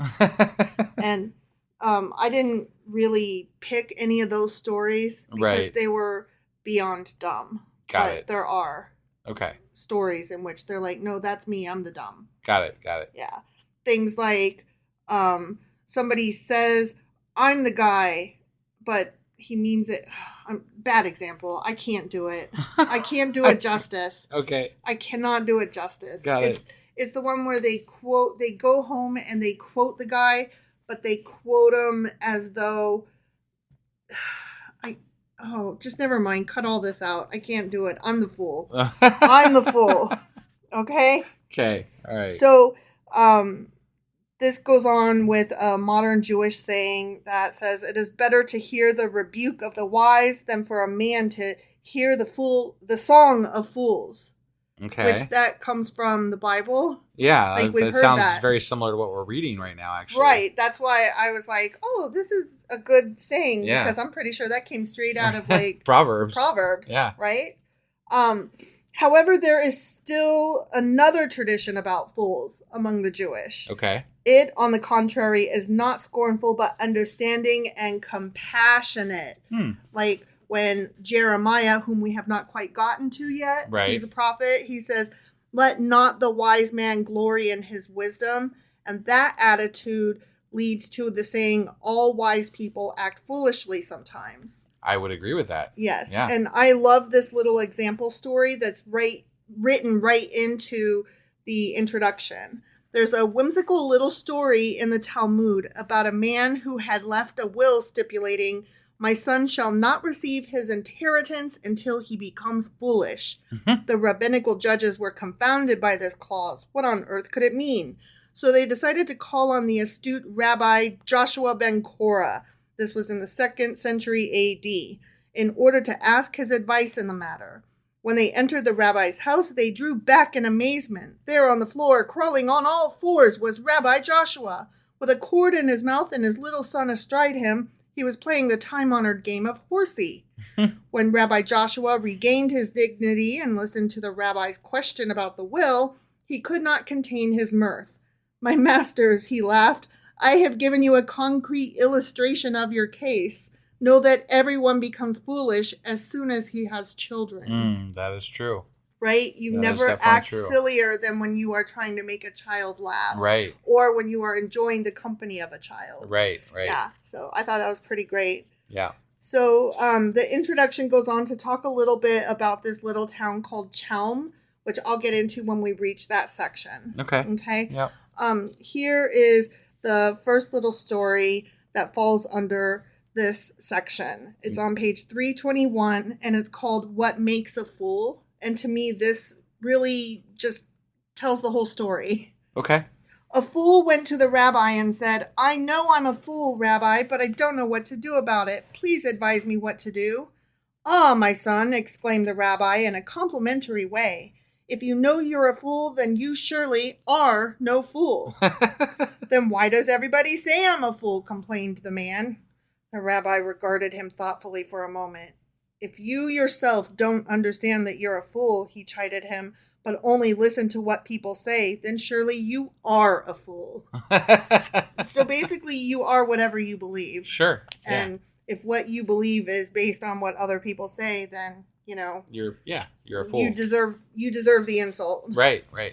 The next one follows right after. It's called Some of the Nicest People. A Jew came to his rabbi to lodge a complaint against other members of the congregation. Rabbi, he asked plaintively, do you think it right of them to call me a fool? The rabbi listened with sympathy. Why get upset by such a trifle? He consoled him. Do you think fools are so very different from other people? Believe me, some of the nicest people I've ever known were fools. Why, even a fine, intelligent man like you could be one. I thought that was cute. Yeah. Those pretty much tell the entire story of this section. Well, I mean, it brings something to my mind, and that's that there's always somebody out there that's going to think you're a fool. Right. And we're always going to think that somebody else is a fool. Like it's a matter of perspective at some level. At some level, to who you see as a fool and who's not. Right. So, I think that the most intelligent person is he who can admit that he is not the most intelligent person. Right. Because as we've always said, we know what we don't know, and you should always want to know more. I mean, I can count it by the number of people who are smarter than me on Twitter, which seems to be everybody, that I definitely am. I have a limit of my knowledge, and I can't, I'm not, I would never call myself dumb. In fact, I think I'm pretty smart, but there's always more I can learn. There's always more things to, I'm not ever going to reach the pinnacle of smartness. Right. And you're always a fool with regard to something. I think that the most frustrating thing is the really smart troll. That gets me. I would push back on it just a little bit because I think it's a really practiced troll. Yeah. I don't know. Sometimes they might be smart, but more often than not, they have a practiced response to each thing that you argue. So you're saying a memorized spiel. More often than not, that's what I run into. Got it. I'm not saying always, but more often than not. All right. Well, let's skip ahead a couple pages to page 323 and read Philosophy with Noodles. And this makes me think... Wait, what? Philosophy with Noodles. Okay. This makes me think that Joey or Phoebe from Friends could have this conversation with somebody. Okay? And that's what a lot of these are. In my opinion, it's your Joeys and your Phoebes. Got it. Yeah. Okay. From Friends. From Friends. The show. The TV show. Yes. I was just clarifying for anybody that might not know. Okay. What we're talking about. Okay. Once a proposal of marriage was brought to a young man who was simple-minded. Poor fellow, he had no idea how to behave in the company of others. And so, in order to save him from embarrassment, his father, who was a man of the world, cautioned him as follows. When you visit the bride for the first time, you no doubt will not know what to talk about. Therefore, if you want to make a good impression on her, here is my advice. First, begin talking about love. Then, you can touch on family affairs. You can wind up with a little philosophy. The groom nodded gravely and replied that he understood perfectly well how he was to behave. Mm-hmm. Then, with his father's blessings, he went off to make his first call on his intended. At first, he felt great restraint because the girl's parents were present, but when they left from motives of delicacy, he relaxed somewhat. Then, remembering his father's counsel, he suddenly asked the girl, "Do you love noodles?" "Sure," she answered in surprise. "Why shouldn't I love noodles?" After a moment of silence, he continued, "Do you have a brother?" "No, I have no brother." The groom rejoiced. He had safely weathered his father's first two instructions. He had talked about love and family matters. Mm-hmm. Now he still had to philosophize a bit. He asked, furrowing his brow, "If you had a brother, would he have loved noodles?" I mean, tell me that's not... That was fantastic. Yeah, I really liked that little story. Yeah. All right, so now we're getting into the Chelm stories. Okay. So Chelm is they're stories about the fools or sages, as they are scoffingly called, and Chelm is a real town in Poland. Okay. Mm-hmm. And for some unaccountable reason, this town was elected in irreverent folktale to serve as the center of all innocent stupidity. So in this... I must visit this place. Well, in this, I always think of Rose from the Golden Girls. Sure. Because, she's always talking about the village that she comes from. Yeah. Which I cannot remember. I wonder if it's called... That'd be interesting. It's not Chelm. Right. It's not. It's St. Olaf. Oh, yeah, that's right. That's right. Yeah. So, but that's what I had in mind when they were talking about, for whatever reason, the town of Chelm just related to Rose's St. Olaf. Yeah. Okay? Yeah. So, maybe it was on purpose, even. That would be interesting. I wouldn't go that far, but it might though. I don't know. I think throughout history we've always said, "Man, this town is full of dummies." You know, and that way we have a character that can represent that entire town. Got it. You know. Yeah. Okay, so skipping ahead to page 331, we've got a short story called "Innocence and Arithmetic," and this definitely sounded like something Rose would say. Got it. Okay. A young scholar of Chelm, innocent in the ways of earthly matters, was stunned one morning when his wife gave birth. Oh, damn. Pell-mell, he ran to the rabbi. "Rabbi," he blurted out, "an extraordinary thing has happened.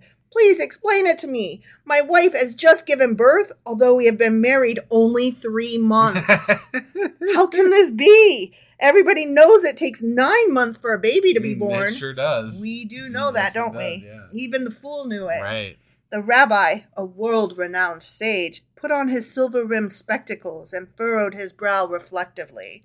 "My son," he said, "I see you haven't the slightest idea about such matters, nor can you make the simplest calculation. Let me ask you, have you lived with your wife 3 months? Yes. Has she lived with you 3 months? Yes. Together, have you lived 3 months? Yes. What's the total then? 3 months plus 3 months plus 3 months. Oh my God. 9 months, Rabbi. Then why do you come to bother me with your foolish questions?" So Rose. Wow. Right? Yeah. And like that's the kind of dumbness that I couldn't convey because I just can't. Right. Like what I was trying to say in the beginning when I couldn't come up with a better example of dumbness, because I find that kind of dumbness in stories irritating. Sure, it's on purpose dumb. Yeah. It's not my humor. It's oh my God, I see where this is going and I can't. Right. I'm too impatient for it. Sure. Okay, so moving ahead to page 337, we've got a story called Pure Science. Pure Science, okay. Mm-hmm. 2 sages of Chelm got involved in a deep philosophical argument. "Since you're so wise," said one sarcastically, "try to answer this question. Why is it that when a slice of buttered bread falls to the ground, it is bound to fall on the buttered side?" But as the other sage was a bit of a scientist, he decided to disprove this theory by a practical experiment. He went and buttered a slice of bread. Then he dropped it. "There you are," he cried triumphantly. Right. "The bread, as you see, hasn't fallen on its butter side at all. So where's your theory now? Brum, brum, brum." "Ho, ho," laughed the other derisively. "You think you're smart? You buttered the bread on the wrong side." What the fuck? Right? That's Yeah. ridiculous.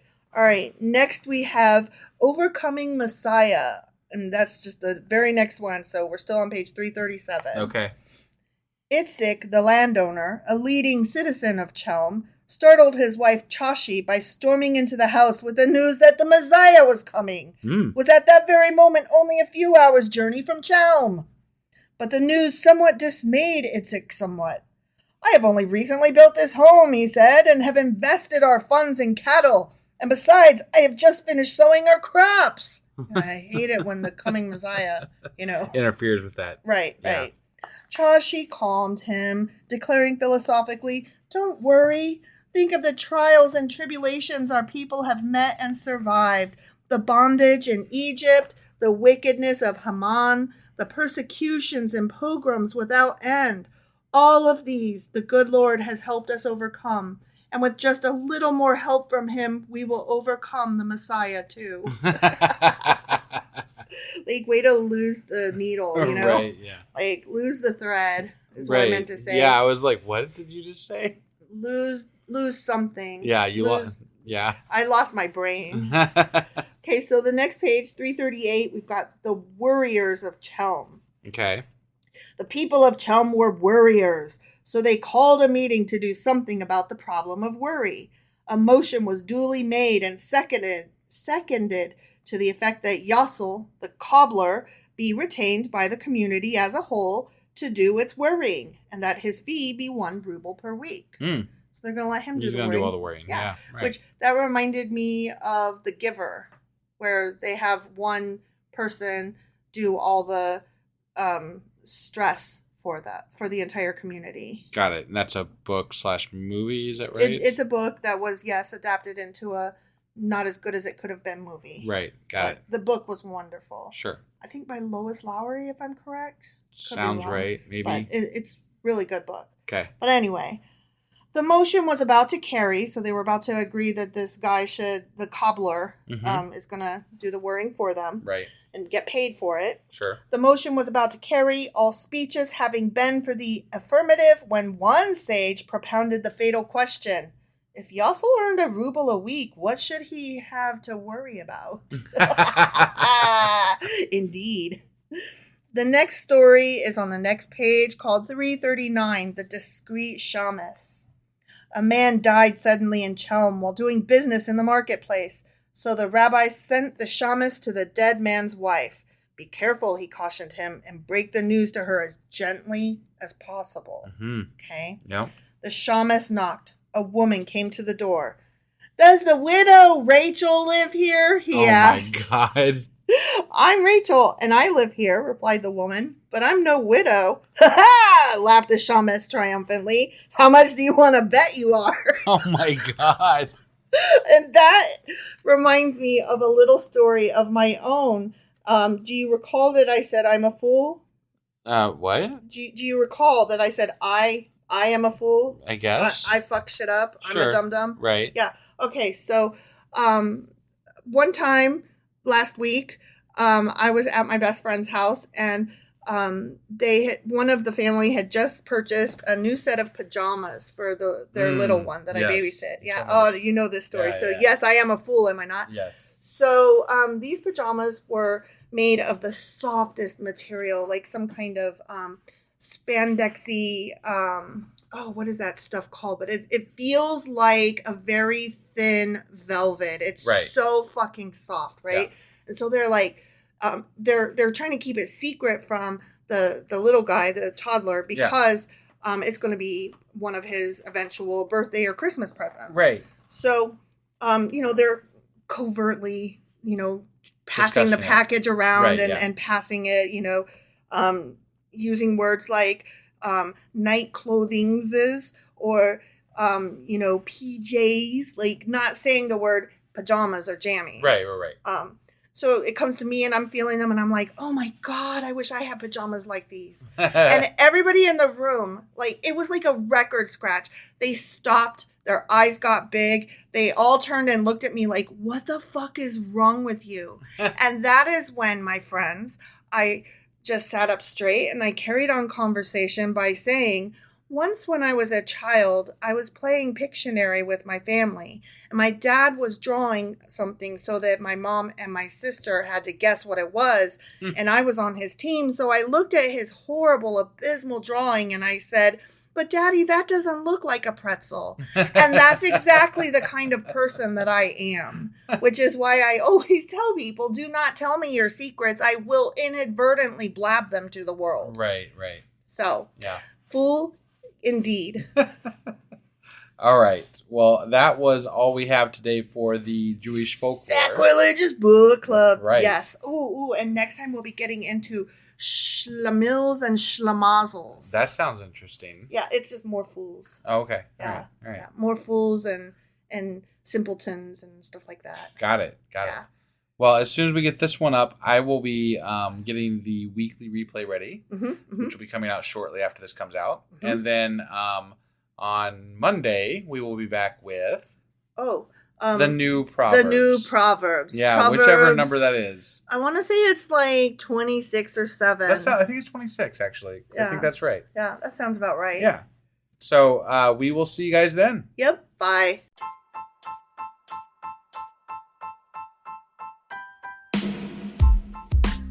Hey, wife, I guess that's the end? But husband, that's just sad. It doesn't have to be. We are on lots of social media platforms like Twitter. Our handle there is sacrilegious_D. For D's nuts. Oh my God. Stop doing that. Anyway, we're also on Facebook, Instagram, and Pinterest. There's a link to all of our social media sites at our website. Ooh, we have a website? Yeah, it's sacrilegiousdiscourse.com, where you can also find a link to our merch shop. We have a merch shop? Yep, we have podcast-themed clothing, mugs, notebooks, and more, as well as an atheist and science-themed products. Wow, our fans should really go check that out right now. Definitely. They can get in touch with us by sending an email to sacrilegiousdiscourse@gmail.com. But before they do that, we could really use some help. Oh yeah? With what? Well, it's not free running the podcast, and we need some financial support in order to get better equipment, which will free up time so we can concentrate on our podcast and our fans. Okay, so what should they do?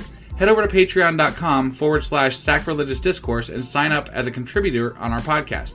Supporters there receive additional bi-weekly episodes that we record just for our Patreon members for as little as $2 a month. Also, we'd really appreciate it if you would like and subscribe on whatever platform you're using. And Apple Podcast reviews help us out tremendously. Like and subscribe. Leave an Apple review. Join us on Twitter. Support us on Patreon. That's a lot of instructions. Don't forget to say thanks. Thanks. Okay, bye.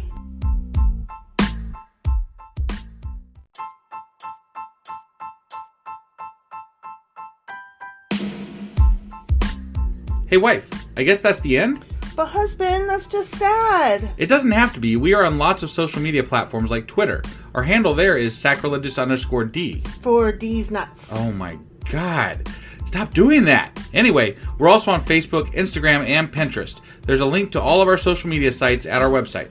Ooh, we have a website? Yeah, it's sacrilegiousdiscourse.com, where you can also find a link to our merch shop. We have a merch shop? Yep, we have podcast-themed clothing, mugs, notebooks, and more, as well as an atheist and science-themed products.